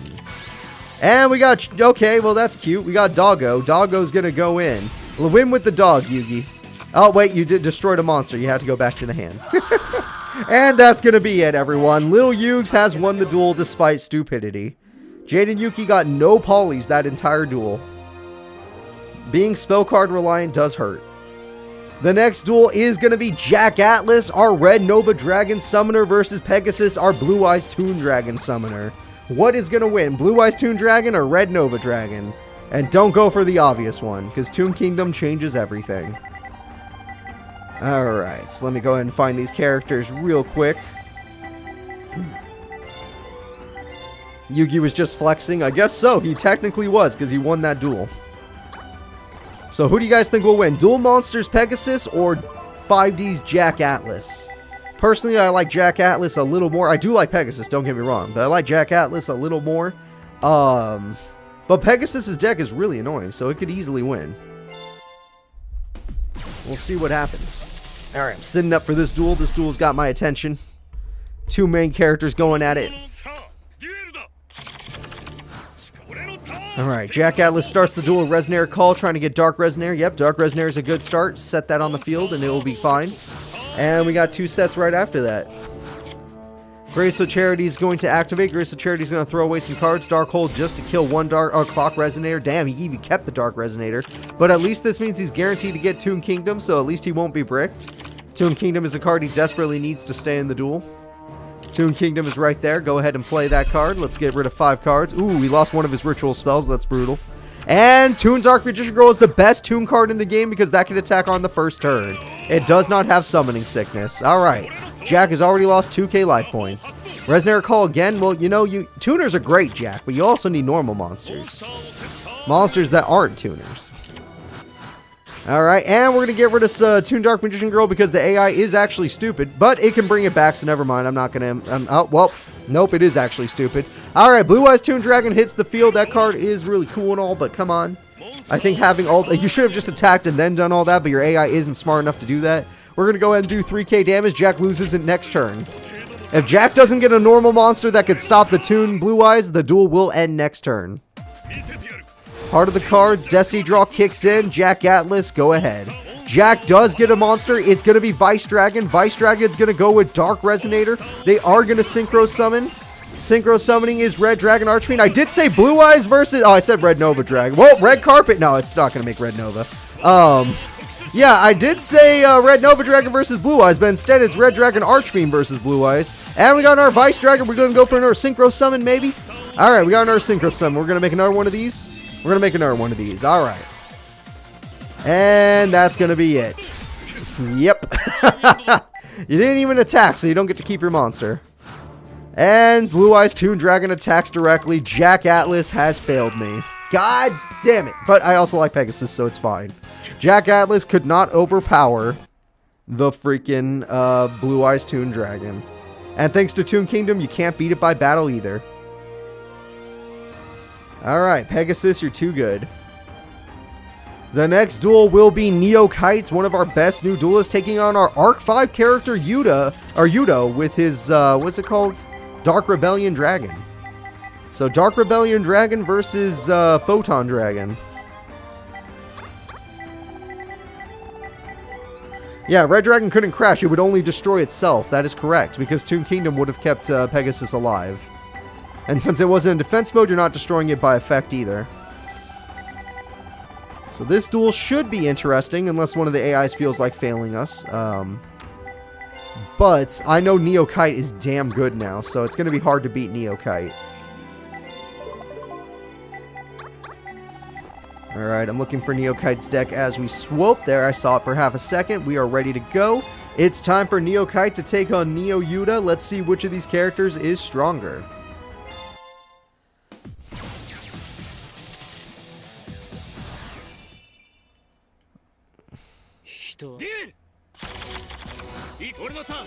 And we have ourselves Excel Light. Excel Light will summon Galaxy Dragon. Does he have another level 4? Nope. Okay, well, that sucks. And now we got ourselves Tardy Orc, which could just stay on the field. That's fine. He can't attack on the first turn, but it's strong enough to stay on the field. Tardy Orc and Zoma Spirit. That's 2 level 4 monsters. Even if Yudo doesn't draw another one, he already has what he needs for Dark Rebellion. And he does draw another level 4, XYZ Avenger. XYZ Avenger and Zoma Spirit are going together, and they made the Dark Rebellion Dragon. And with these two cards together, he's going to use XYZ Effect to destroy one card. Goodbye, Photon Satellite. Dark Rebellion Dragon's going to eat those attack points. He is now rocking 35. Kuribo Photon is going to stop him from taking battle damage this turn because he knew he'd take a shit ton. And Kuribo Photon's going to use its effect to go back to the hand. I don't know if that was actually going to help because that, yeah, it stalls for a turn, but you don't have any monsters now. Alright, Maiden of the Macabre is here. He does not need to make any more monsters because he can just go for burn. Double Dragon Descent. Uh-oh. When an XYZ monster attacks, he gets to summon this card. And they crash. And that means that Curry Photon's going to do its job again. Alright, well, he got rid of that dragon, but that means he could just summon it again. Dark Rebellion Dragon returns to the field. 2500 attack is pretty damn decent, but not against Kite. Kite could beat that easily. Alright, Kite's going to go ahead and play Galaxy Zero to bring back Galaxy Dragon, which is not very good. But that's the only choice he had. And Yudo's going to use Dark Rebellion Dragon to eat its attack points again, putting him at 3,500. Mystic Tomato can now beat that monster in battle. Mystic Tomato will destroy the Galaxy Zero. And Galaxy Zero's effect will put him to 0, which makes this a direct attack, basically. Monster effect, Galaxy Dragon uses it to gain 1,000 attack and survive the turn. With more than 100. So there we go. Kite, you're about to lose to Yudo, and that would be a huge loss. So let's see. Photon Crusher. This card could go straight into defense mode afterwards, but Mystic Tomato will actually be very bad for you. Okay, Photon Trident gets rid of the trap card, but yeah, like I said, Mystic Tomato summons another monster, so Yudo won. Neo Kite has lost to Yudo. And that's going to end this duel with the freaking Dark Rebellion Dragon. He's been winning his duels, and that is it. Arc 5 is on the board. They're actually winning. Usually they don't perform that well, other than Shingo and Noboro. We don't count them. They don't usually do too well in our tournaments, but Yudo is now joining in the good charts. The next duel is Grandpa versus Masked Hero Jaden. Now, as much as I love Grandpa, I want you guys to know I love Grandpa. I think he's great. There is no way on God's green earth he's going to take down Masked Hero Jaden. Alright? Grandpa is an awesome guy, great duelist. No way in hell he's winning. No way in hell is Grandpa winning. Like, if he could beat Masked Heroes, that would be... Like, he has to get Exodia first turn. And he only has one Exodia in his deck, so... I don't know how he's going to do it. He's not like Seeker with triple Exodia with high odds of getting it. This man has no odds of getting it. Even though he's gotten it before, and I shouldn't say that, but... It's just not good odds, okay? And I worry for Grandpa. I worry that Masked Hero Jaden's going to put him in the dirt. Alright, but let's see. Maybe he won't get put in the dirt. There's always a chance that Grandpa does get Exodia. Because Grandpa's not beating Masked Heroes by battle, I'll tell you that for free. Alright, here we go. Start the duel. Masked Hero Jaden gets to open. Is he going to get Blaze Man or Stratos? Stratos is good. And he's going to set, which is a bad play, but I guess it doesn't matter on the first turn anyway, because Gramps can't win. Gemini Elf is not a bad card, actually, and it will destroy Shadow Mist, which is a good play from Jaden. That gets him a Woodsman. Alright, Gramps, do you have any draw power? No draw power from Gramps. Very unlucky start. Alright, and Woodsman's on the field, which is kind of weird. Nope, it's not anymore. Mass Change makes sense. Mass Change gets out Diane. Diane is very good, because this card gets you another monster on top of it. So let's go ahead and take out that card to get another one. And it's Ocean, which Ocean can bring back the Shadow Mist if you want. So Grandpa takes a lot of damage this turn. Jar of Greed activates, may not make a difference. Revolutionary just met. Hey, it's the tournament of, it's a tournament to make fun of Bonaparte, basically. It was a tournament made by Nightburn. They said, hey, let's have a tournament where the Neo-Dets get to mess with freaking Bonaparte. And that's what they did. And just like that, I think Grandpa already lost the duel. And Poly for game. Yep. Fusion from the hand. Yep. Yep. Not a big fan of Gramps right now. There was no way in hell he was winning this. Shadow Mist gets Blazeman as if he needs it. And form change, is that even necessary, sir? Sir, I know you have 200 more attack on that monster, but was that necessary? You could have done that during battle phase, even though it did not matter. You had already won. Yeah, that did not matter. He just wanted to show off all of his cards. Okay. Well, there you go, Gramps. Good job. You lose. Did not get Exodia on first turn, loses to Masked Heroes. That's how it happens. Oh, shit. The next duel's real. Everyone, the next duel is real. I didn't realize these guys made it far enough to fight each other. Guys, it is time for Yama Yugi, the king of games, to take on Joey Wheeler. This is going to be fun. Both of these characters made it far enough to where they were able to fight each other. This should be a good time. Dark Magician versus Flame Swordsman. Rematch of the century, of course.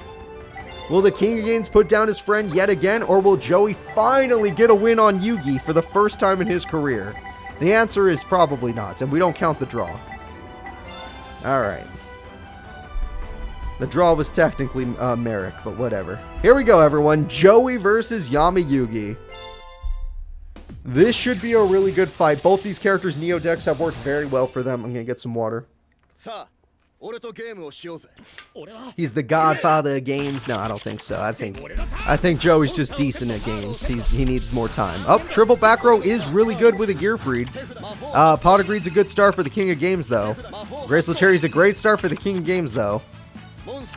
Set pass. Yep. All right. Looks like he's not willing to go in. And we got Rocket Warrior. And we got Gearfried. Gearfried's gonna go in. Apprentice Magician will die, which is what Yugi wants. And Magician of Faith. I don't think you used a lot of good spells already. Alright, Graceful Charity or Pot of Greed. Which one do you want more? Pot of Greed. Okay, he just wants to keep 2 cards.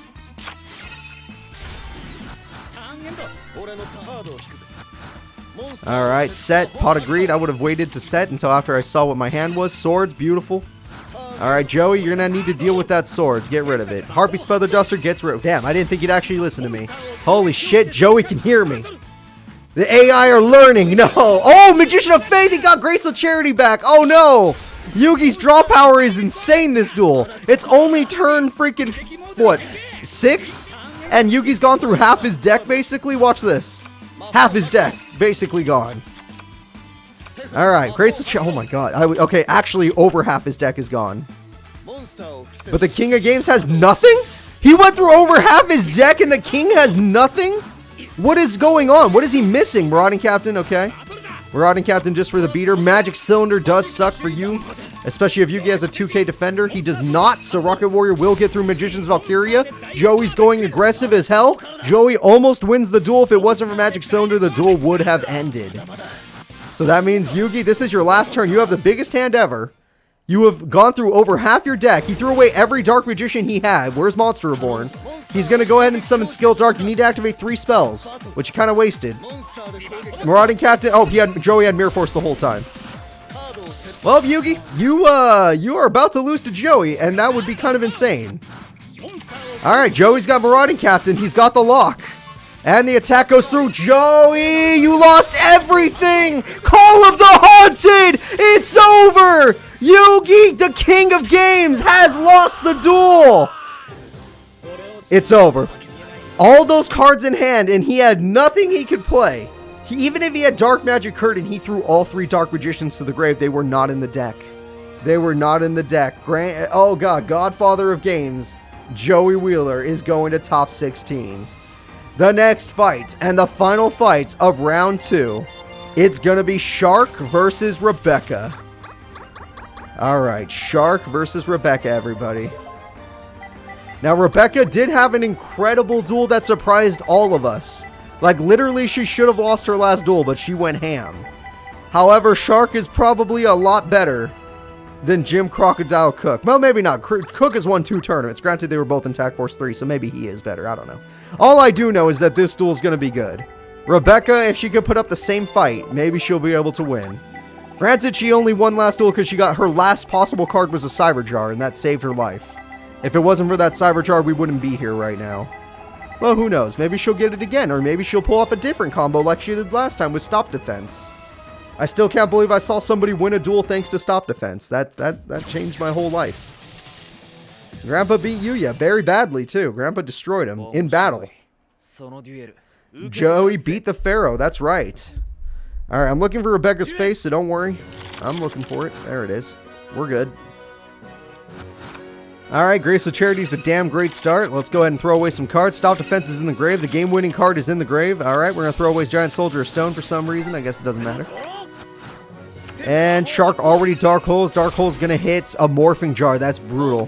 That is brutal. She lost Morphing Jar. Alright, now what is she going to do? She's going to get Luster Dragon. Luster Dragon's down. Fish Depth Charge. Okay, it's gone.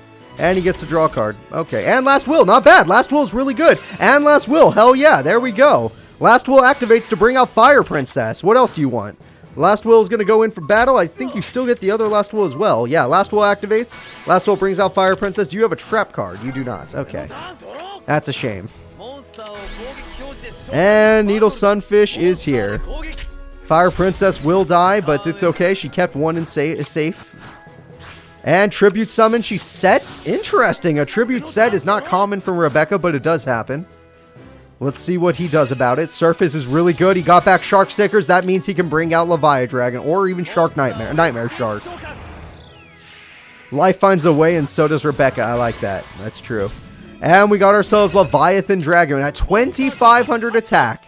And 2,500 attack point Leviathan Dragon is going in to crash into a shield. Millennium Shield will hold back the Leviathan Dragon. Good job, Rebecca. Alright, Rebecca sets another monster. Shark, you need to get something stronger. 3k is not enough. You need 100 more attack. Put Umi on the field.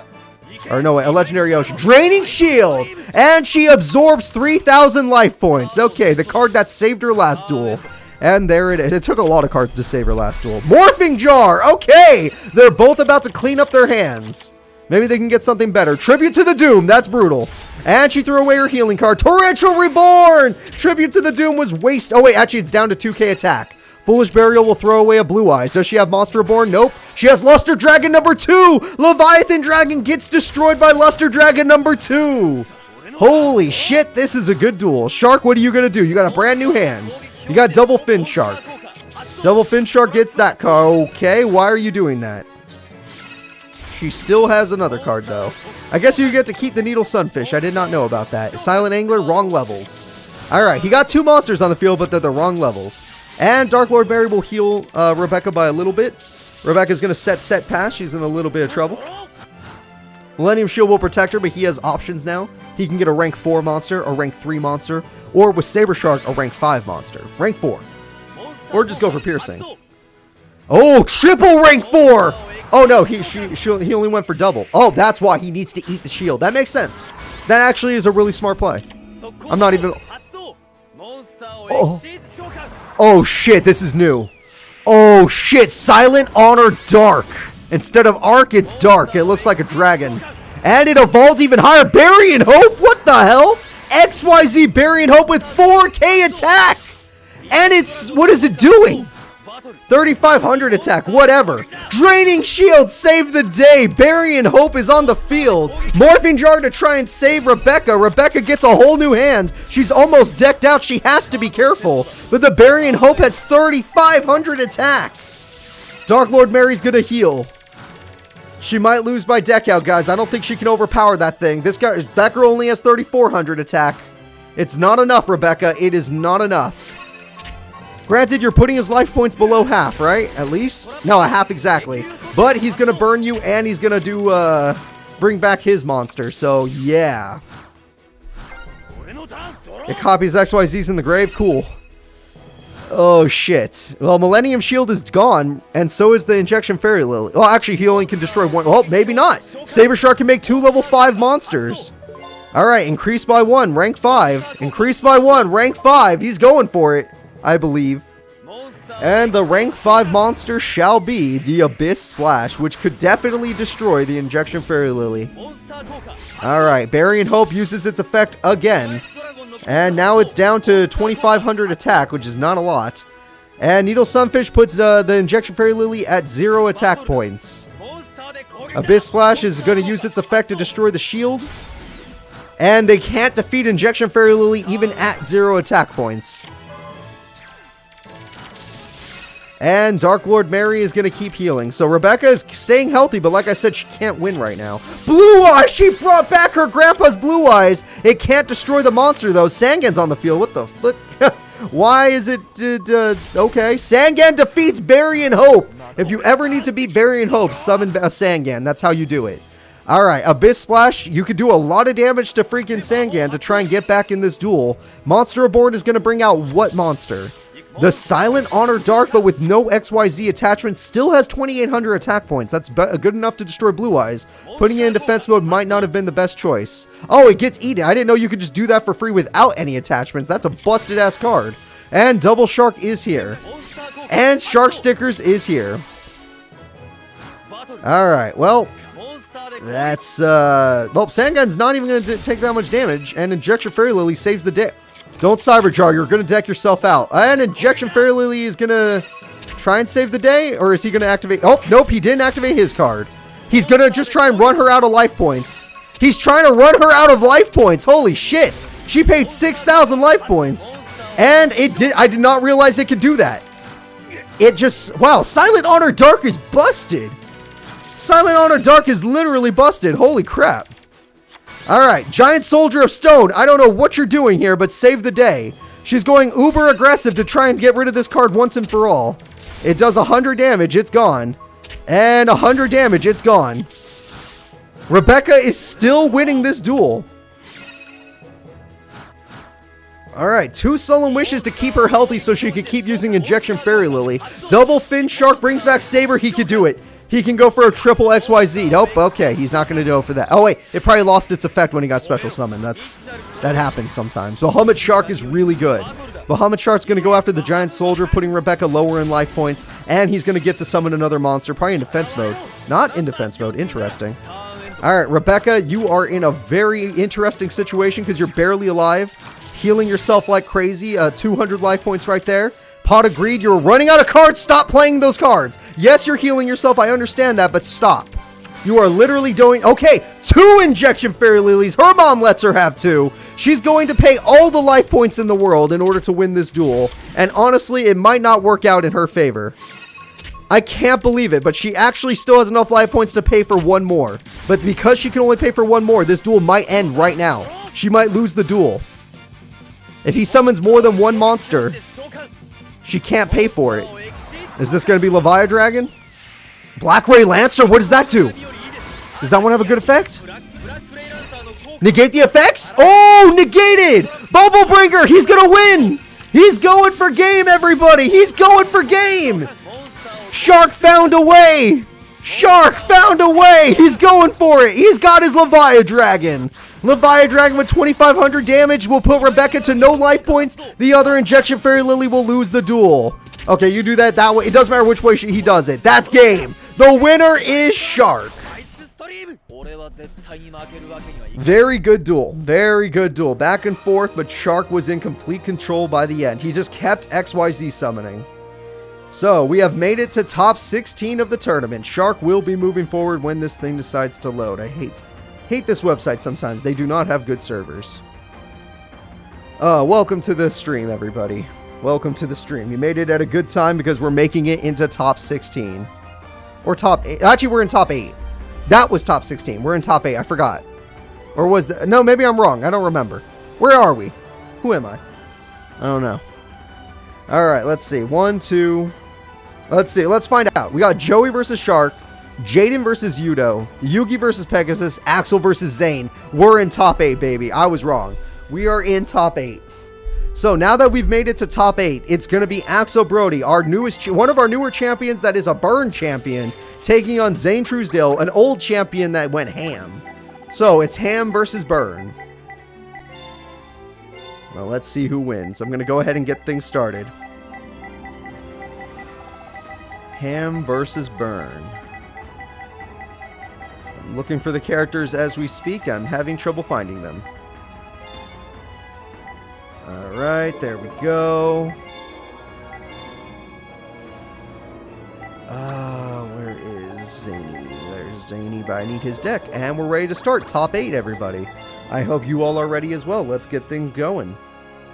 These are 2 GX characters going at it. Their decks are very, very good, but maybe, just maybe, we'll get to see a surprise victory. Both these characters are champions, so actually it could go either way. So Zane's going to open up with a set. Very good start for Zane. Whereas Brody is going to start the duel with Volcanic Rocket, which is a perfect start for him to get a Blaze Accelerator. Very good start for Axel Brody. 1900 damage comes through. Shining Angel is a good card to die because he can get Prototype that way. He got his Prototype Cyber Dragon. That is clutch. Prototype Cyber Dragon makes a big difference for Zane. Zane Truesdale is going to just set a monster. I guess Prototype Cyber Dragon is not good enough when he does not have any combos. And 7 Tools of the Bandit will stop whatever the hell that was trying to do. Alright, well, and that card will use its effect in the grave to throw away that card, which will do 500 burn. I guess no matter what you did, Zane, he was going to hurt you. And Volcanic Wall in case he doesn't want to go for damage, but he wants to go for burn. But he's going for damage because he's not going for Volcanic Wall. And he's going to go ahead and... Oh! Attack Reflector unit! Oh my god! I haven't seen Cyber Barrier Dragon since I was a boy! Since I was a little Yugi fan. I can't believe it. I have not seen him summon that card in years. Alright, well there he goes. And that's good for Zane. He can stall now in case he needs to get out his Future Fusion, which he's still waiting on. Yep, only Axel Brody's boss monster can overpower this card.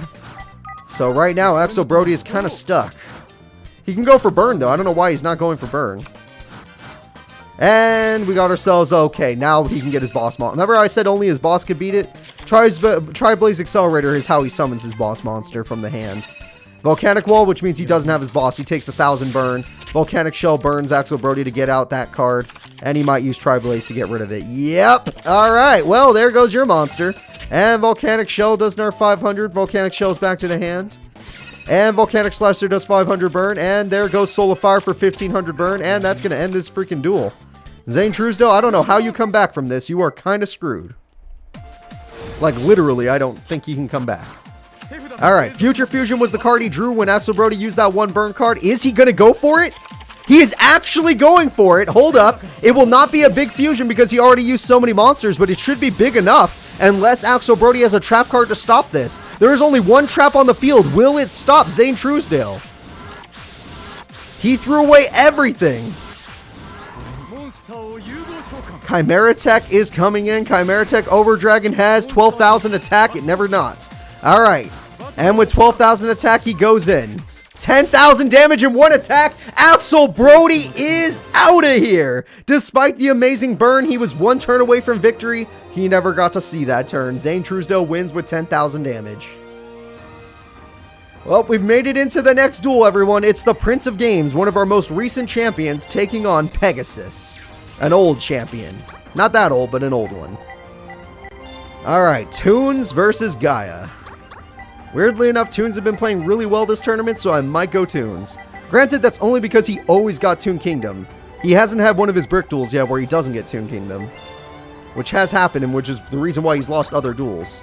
Against fast opponents. I don't know if Yugi's fast enough for this. But we shall see.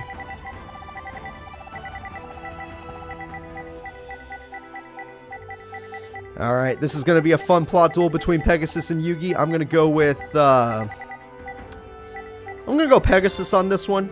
I'm going to go with Pegasus on this one. I think that's going to be the right way to do it. Yeah, we're going with Pegasus. That's just the right way to go on this one. You don't need to pick anybody else. Let's see what happens. Pegasus opens the duel with Toon Kingdom. Toon Kingdom's going to throw away 5 cards. I told you, he always gets it. Graceful Charity's going to throw away some cards. I saw one ritual card go away. He only has 1 ritual spell card left.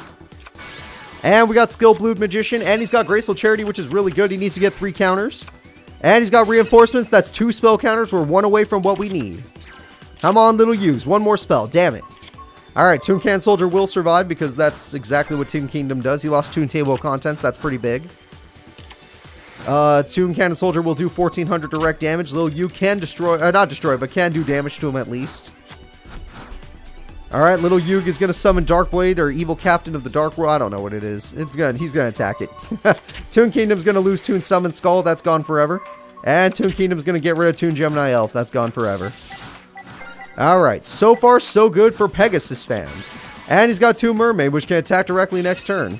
Toon, never mind. He just wants 500 burn. I would have went for the direct attacks, but each their own. 1,400 more damage comes through. Little Yugi is on a time limit here, and he is failing. There's not much he could do unless he gets a card to destroy Toon Kingdom. And he's got himself another Darkblade, the Captain of the Evil World, which does absolutely nothing in this, in this situation. Yeah, he's making Pegasus remove from play a lot of cards, but Yugi's going to run out of life points before Pegasus runs out of a deck. Even though Pegasus is losing a lot of good cards, I have to admit. Alright, so let's see what happens. Pegasus, you're in complete control of this duel. You just need to keep attacking directly. Pegasus attacks directly. Maybe summon a monster to at least use Toon Cannon Soldier's effect. Monster Reborn, a little too late to the party. Guy of the Midnight Sun is here. You gave your opponent a chance to summon... Oh, what the hell? Is he going for 1,000 burn? Is that the plan? Alright, he's going for 500 burn. And he is going for 1,000 burn. Okay, Little Yugi is basically dead next turn. Well, is he going for 1,500 burn? Little Yugi is definitely dead next turn. This is Yugi's last turn, everybody. This is Yugi's last possible turn. He's got to make it count. Destiny Draw comes in. Destiny Draw, do your thing. He's going to go ahead and draw Gaia the Midnight Sun. And do they have any effects? Nope, he's just going to try and remove cards from play, but that won't make a difference. Toon Kingdom's too strong. Little Yugi's about to get knocked out of the tournament in top 8. He made it really far. His Gaia deck is really good, but at the end of the day, his brain just can't win this duel. He can't destroy Toon Kingdom, even if he had an option for it, maybe. Alright, all Pegasus has to do is attack directly for game. Because he attacks directly, then he uses Toon Cannon Soldier's effect to win. Attack directly for game, and Toon Cannon Soldier's effect for game. Go ahead. Burn himself. Goodbye, Little Yugi. Little Yugi is out of here, just like I thought. Pegasus is going to top 4. Alright, here we go.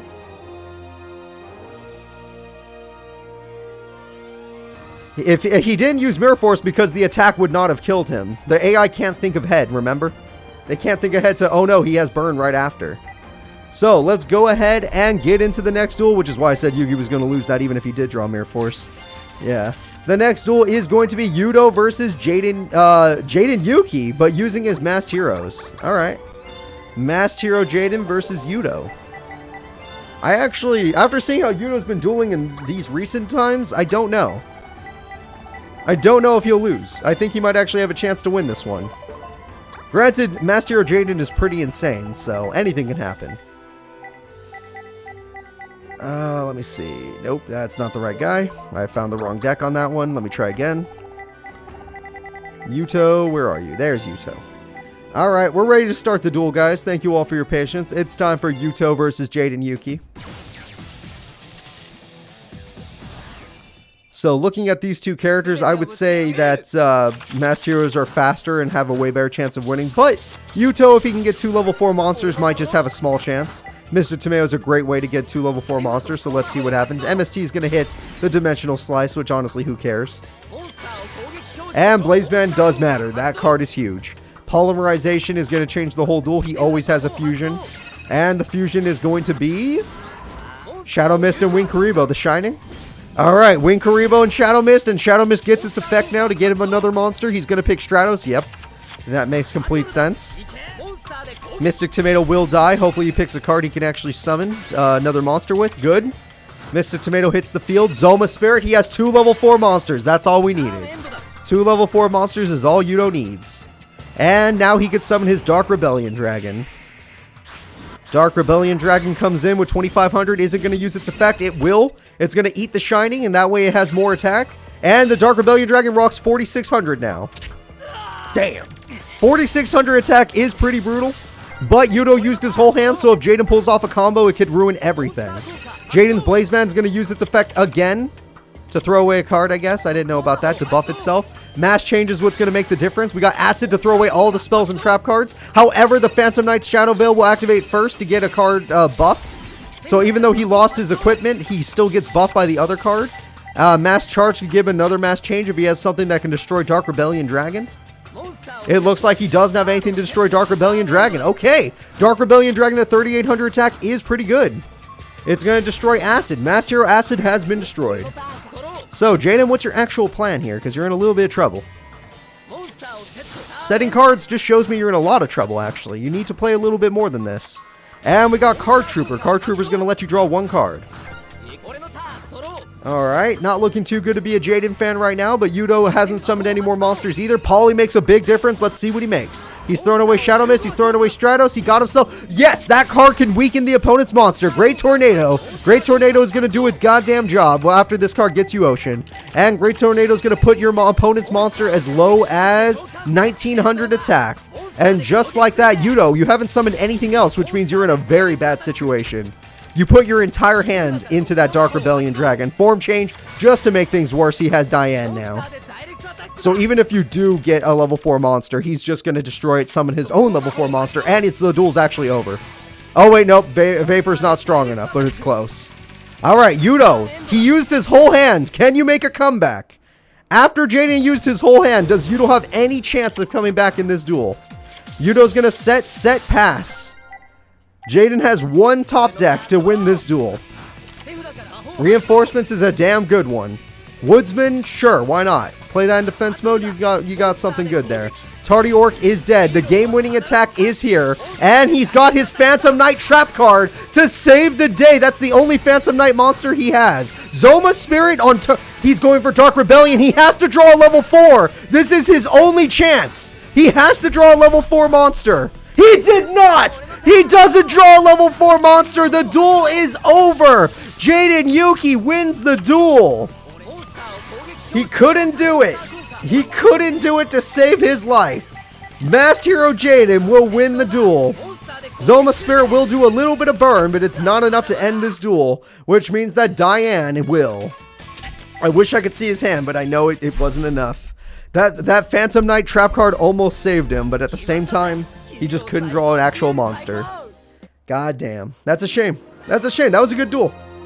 That was a good one. It could have gone either way. But Master Hero Jaden's just that damn good. Alright, everyone. We have the Yamayuki Killer Joey Wheeler versus the Rebecca Stopper Shark. Both of these characters are really good, so I don't know how it's going to end. I hope Joey wins, but I know Shark is better. Granted, Joey's not bad.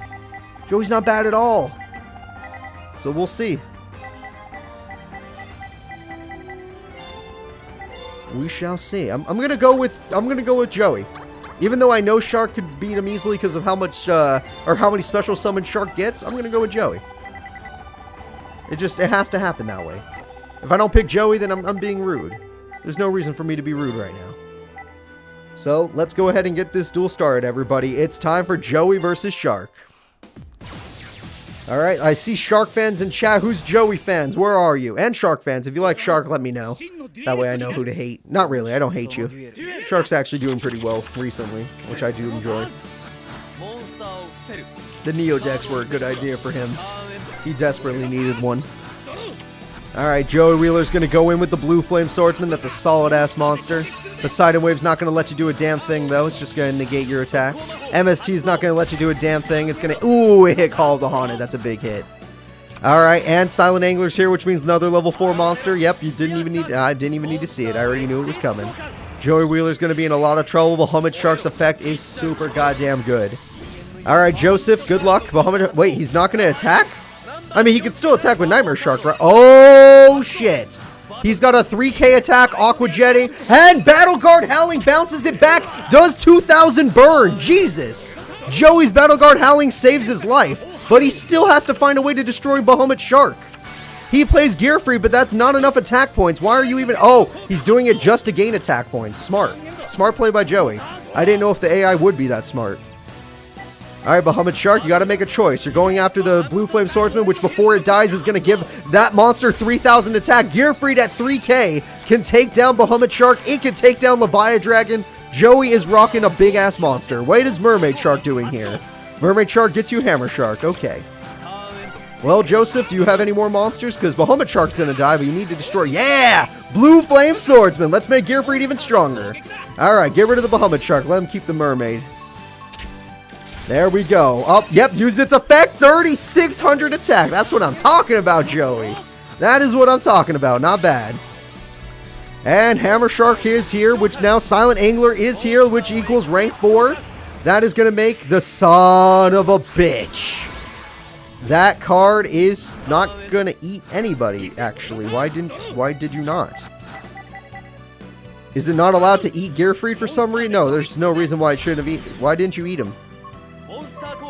Excuse me, sir. He's in attack mode. Why did you not eat him? Is he not a... What? Special summon monsters only. Wow. Wow. Because Joey's a basic bitch, he gets to live?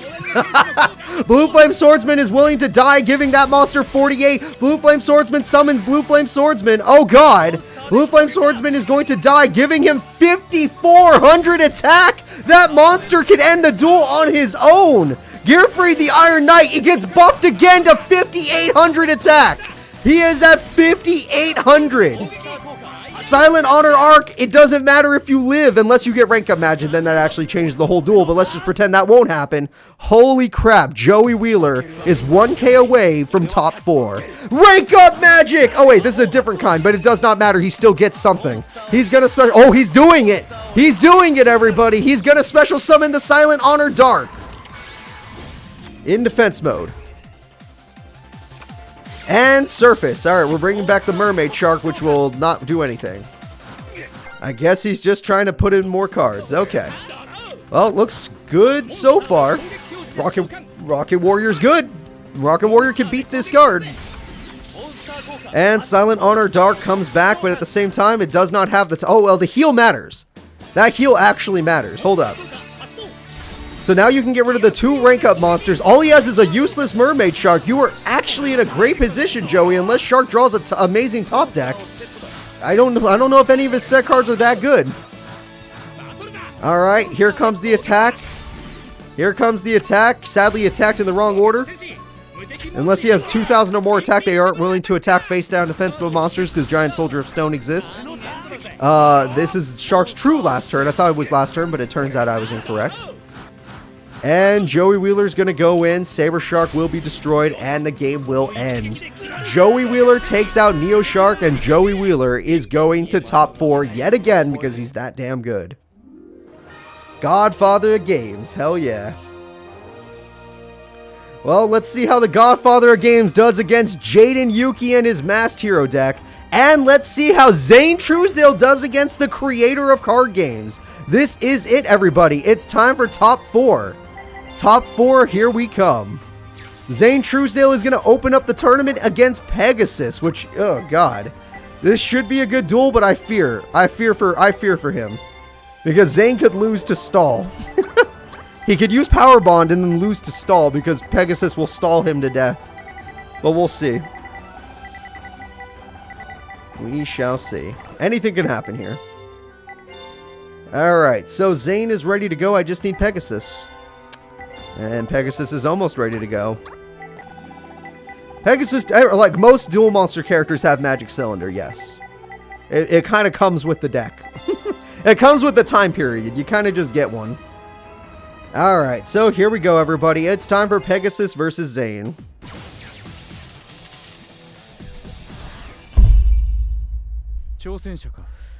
So, looking at this duel, Pegasus has good options. He already started Toon Kingdom. Perfect start for Pegasus. Graceful Charity is going to help him as well.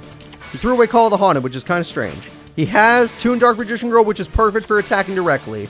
Does he have Toon Blue Eyes? He doesn't, thank God. Great start for Pegasus. Perfect start for Zane to get Future Fuge. No fucking way. Alright, well, turn 2 victory, record of the day. The original record setter Zane is back and ready for action. That's, yeah. Yeah. Pegasus, you might as well let your monsters die. 10,400 attack is not a joke. And that's game. Alright, well, Zane on turn 2 is going to the finals. Zane on turn 2 is going straight to the finals. And there we go. Pegasus, enjoy your 3rd place breather match. Let's get into a duel that might actually be a real duel, everybody. It's time for Jaden Yuki to take on Joey Wheeler. Masked Heroes, a brand new manga deck. Well, not new, but a manga deck versus Joey Wheeler's Flame Swordsman deck. But his Flame Swordsman deck has been performing better than most decks. I mean, granted, his Red Eyes deck has won a tournament before. But the Flame Swordsman deck is doing really good against Neo decks, which shows that it's damn good. So let's go ahead and get things started. Let's see what happens between Jaden and Joey. Between these two characters, I say Jaden still has higher odds of winning, but I'll still stick with Joey. Let's just go ahead and see what happens. Reinforcements of the Army is a great start for Joseph. He gets himself a Valkyrian Knight. That's also a great card. And Valkyrian Knight is a damn good monster. 1900 attack. Let's see you beat that, Jaden. Jaden plays Poly because this is just a joke to him. Jaden's Poly will summon double Woodsman. That equals Gaia, which means he's going to eat some of your attack points. And now those attack points are actually being used against you. Card Trooper's going to make things even worse. He threw away Mass Change. That actually does matter. He's going to go ahead and hit you. Joey Wheeler loses most of his life points super quickly. But it's not Zane. Zane won on turn 2. Jaden took out half of Joey's life points on turn 2. There is a big difference. Alright, Joey's got Graceful Charity as his Destiny draw. It's got to be a damn good one. Let's see what he gets. He's got Valkyrian Knight, but he needs trap cards to make it worth it. And by destroying Card Trooper, all you did was help out Jaden. So, do you have any traps? You have 1. That's not enough. Okay, well, that Graceful Charity Destiny draw might not be enough. Reinforcements of the Army will be coming in. Stratos is here. All Righteous Justice Scapegoat! No way! Joey stays in the duel! Joey Scapegoat keeps him in the duel. You crazy bastard. I love it. I love it. It's old school, but it feels good. And you know I respect that. Old school, but viable. Valkyrian Knight will die, and Stratos will only be able to take out a Scapegoat. Joey is still in the duel. Alright, let's see what happens. We got the blue Flame Swordsman. That guy is pretty damn good. He's at least going to be able to crash, which is better than nothing. Blue Flame Swordsman brings back Valkyrian Knight, while Hero Signal brings out what? Ooh, Ocean's good, but Valkyrian Knight is better. Valkyrian Knight is coming in, and it's going to go ahead and destroy it.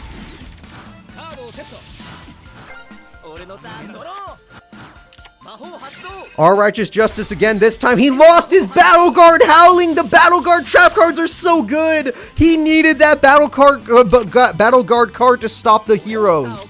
Alright, without having that Battle Guard card, he's going to be able to lose this duel.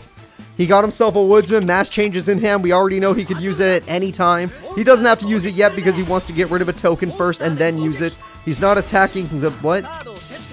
Why not? Why not attack this one? Alright, Command Knight hits the field to buff Valkyrian Knight in order... I didn't know it was enough! It beat the it beat the Gaia! Elemental Hero Gaia gets destroyed, but we know he has mass change, so don't get excited. Why am I getting excited? Joey... Oh, it doesn't matter. He had Poly. Poly makes way more of a difference than mass change. So Poly's going to come in, and Poly's going to fuse these two into the scariest monster, Absolute Zero. Absolute Zero is going to go in after Stratos. Let Stratos do its job. And Absolute Zero is going to... Oh, even worse. Even worse. Here we go. We got Divine Wind. Divine Wind... And what the hell? When your opponent cannot target face-up warrior type monsters for attacks, except Valkyrie Knight. When this card is destroyed by balance, sent to graveyard, blah, blah, blah, blah, blah. Too much to read. Grace of Charity. Why aren't they attacking is my question. Alright. That is not enough attack. Battle Guard Rage! He's insane! He's going all in! Battle Guard Rage will always win the fight, and yes, that monster is the only one he's allowed to attack. He has to sacrifice 0, which is still a worthy play. Sacrifice your 0. Yep. And by sacrificing 0, Joey loses the duel. That card's just busted. 0 is so busted. But Joey Wheeler at least fought hard. 2700 attack per game. GG's. And there we go. There was no lock. There was no lock. Unless you have 2 Valkyrian Knights, there's no lock. And Jaden and Yuki will win the duel. So, looking at this, we might have a new champion. Masked Hero Jaden has never won a tournament. Manga Jaden has never won. Zane Truesdale has. But we're going to do the Bronze Place Breather match first. It's going to be Joey Wheeler versus Pegasus. Joey and Pegasus should give us a good duel. Alright, let's go ahead and see these two at it. So, Joey Wheeler. Now, Joey's been top 4 many times with this deck. He's never won with this deck, but this deck has gotten him top 4 pretty much every tournament he's participated in. Because it's that damn good. But, Pegasus, as we saw against people like Yugi, can just stall. So, maybe that will work. Alright, where's little Pegasus? Where are you at? Alright, Pegasus is ready as well. Joey is ready. Pegasus is ready. Are you all ready? You better be ready, because we're starting. Alright, here we go, everyone. Joey versus Pegasus. A duel that I don't think ever happened. Like, ever. So this should be a fun one. And I don't count manga, because I didn't read it. Alright, well, we got Toon Gemini off for once. No Toon Kingdom immediately. Joey Wheeler's got Graceful Charity to try and get him a bigger hand. He's got Dark Hole, kind of a weird usage, but whatever. He's got Graceful Charity again, kind of a weird usage right afterwards, but whatever. He's got Reinforcements of the Army. What is he going to pick? Valkyrian Knight's a damn good one, yeah. Works with his Flame Swordsman deck. Valkyrian Knight's going to go in, and that's going to be Magic Cylinder. Yep, there it is. Most people have that if they're from Duel Monsters. Hell, even some GX characters. Alright, and we got another Toon Gemini Elf. This guy just has 2, and there we go. We got another one. Well, Joe, you can't beat 2 of them. You can beat 1, but you can't beat 2. And Call of the Haunted comes in. Oh, Comrade! Is he going for a tuner? Synchro? It's Diffusion! Yeah! He hasn't done this in so long! It's been forever since Joey gets Flame Swordsman! Joey's gonna Synchro Flame Swordsman with Comrade! These two create the Colossal Fighter, and there's a lot of warriors in the grave. He's at 3,300 attack. That's 500 warrior... oh, God, and Blue Flame Swordsman. Jesus, this hand is... Oh, God. Joey is busted right now. No Toon Kingdom to save him. Now, Joey, just give the Valkyrian Warrior attack points with Blue Flame Sword. No, don't let it crash. Yeah, there you go. See, Joey almost made him... It looked like Joey was an idiot, but he wasn't. He was smart. And there we go. Amazing play from Joey. Literally God's here. Alright. Now let's see if Pegasus gets Toon Kingdom. Oh, he did. A little too late to the party, but he could still use it for stall. As long as he has a Toon in his hand, he could use it to stall. Until he finds the cards he really needs, like Mirror Force. Alright, Toon Kingdom on turn 5. Just a little too late, but let's see what he gets. He lost Graceful Charity and Heavy Storm. Not to mention monster cards. Okay, he got a monster. As long as that's a Toon monster, he can stall Joey Wheeler. So, Joey, you need more monsters to stop the stall. You gotta get rid... Yeah, there you go, Rocket Warrior. That's fine. Yeah, Joey's doing great. Joey's doing absolutely great. I'm loving this. Like I'm loving this duel. He hasn't done the instant fusion play since Battle City. Manju, the 10,000 hands granted. Relinquished would have saved you, but you didn't have the life. Oh, that's not a tune. It's not a tune. The one card he drew was not a tune monster. The end of the duel is here. Joey Wheeler will be taking 3rd place. It took him 6 turns to earn it. All right. Not bad. Not bad. Joey Wheeler, enjoy your placement. We have now made it to Grand Finals. We have Zane Truesdale versus Jaden Yuki. A hell of a plot duel if there ever was one. Now, Jaden is using his manga deck. Zane is using his I'm Not an Idiot deck. It's time to see which of these characters is truly stronger. Let's see what happens. I'm very excited for this one. I am very... graduation rematch, sure. We'll call it the graduation rematch, if that makes you happy. Let's see what happens here. Yeah, the tournament on Saturday, I'll announce that when we're done. You just have to remind me. I'll announce it. I'll announce it. Or I probably won't announce it, but I'll at least tell you some stuff about it. Alright everyone, it's time to start the duel. Let's get it going. Jaden versus Zane. The final duel of the tournament. The Revolutionary Tournament. Jaden was on the cover. Granted, I don't think it was his Masked Hero Jaden, but whatever. And Zane Truesdale is just damn good. I did say I wanted Joey to win, but damn, he was close. He was very close, but it's hard to beat Jaden Yuki. Thank you for the $5, by the way. $5. And Cyber Phoenix to protect Cyber Dragon from traps. That's very smart. Shadow Mist is going to go ahead and do that. Hero Signal is really good. So this is going to be a double combo. 1 monster to the field, 1 to the hand. Very good play. And now yep. Okay, at least Zane has some trap cards to protect himself. MST is going to get rid of said trap cards. Let's see what he hits. He hit Call... Ooh, big hit. Call the Haunted's gone. Woodsman is here, which isn't very... Oh, yes, it is very smart, because that with Mass Change gets you Diane. Diane is way stronger than these cards. Cyber Phoenix is gone. Cyber Phoenix is going to let you draw a card, but at the same time, Cyber Dragon is gone. Cyber Dragon uses Attack Reflector Unit! You can't beat the Cyber Barrier Dragon, Jaden! Alright, Zane Truesdale using old school strats is coming back. Pot of Greed. Pot of Greed gets him 2 new cards. He's going to use Cyber Valley to stall. And that's about it. Great job from Zane to keep himself in the duel.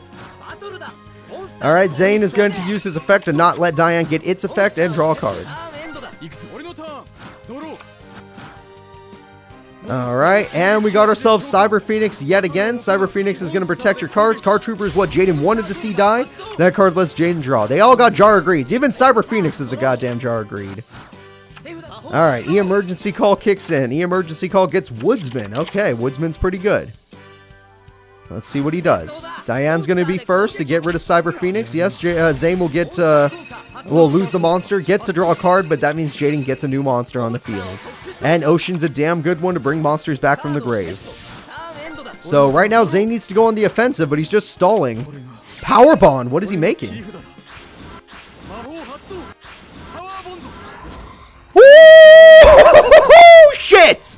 Oh, Chimera Tech Power Bond at 8,000 attack! And he got rid of his trap. Who cares? Monster Reborn, he's not even done. He's got Cyber Dragon. That's an 8,000 attack point monster that can attack like 5 different times. I don't know why it doesn't matter. The damage is already there. The damage is there. Zane Truesdale takes down Masked Hero Jaden and is your champion of the Revolutionary Tournament. That is it. Every card in his hand was used. Zane used the it was the perfect power bond. It was the perfect power bond. Jaden will never win a tournament with Masked Heroes. It's never going to happen. The only hero deck that's ever won is Evil Heroes, not counting Destiny. It's Evil Heroes. Zane Truesdale and his Cyber Dragons. He stalled with Cyber Barrier Dragon until he got Power Bond, until he got Cyber Dragon, and got his Chimera Overtech to win him the duel. That was absolutely insane. That was the best. Zane Truesdale, in 5 or 6 duels, he won 5 of them with Chimera Overtech Dragon. If this would load, we could get to the end of our tournament already, but I guess not. Cyber Revolution. Isn't that just the perfect name? It's almost like the name of the tournament kind of tipped you off on who would win. All right. Zane, your Zane brain is gone. Yeah, maybe he's not a Zane brainer anymore. Maybe he's just a champion. I'm waiting for this thing to load. There we go. I can end the tournament. And with the tournament officially over, Zane Truesdale, 6 wins, 5 by Chimera Tech, 1 by by Cyber Twin Dragon.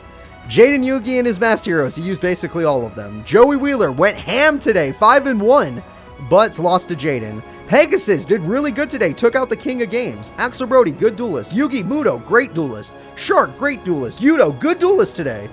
That is going to be it though.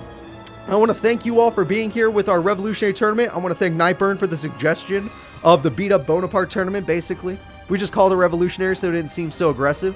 But that is going to be it.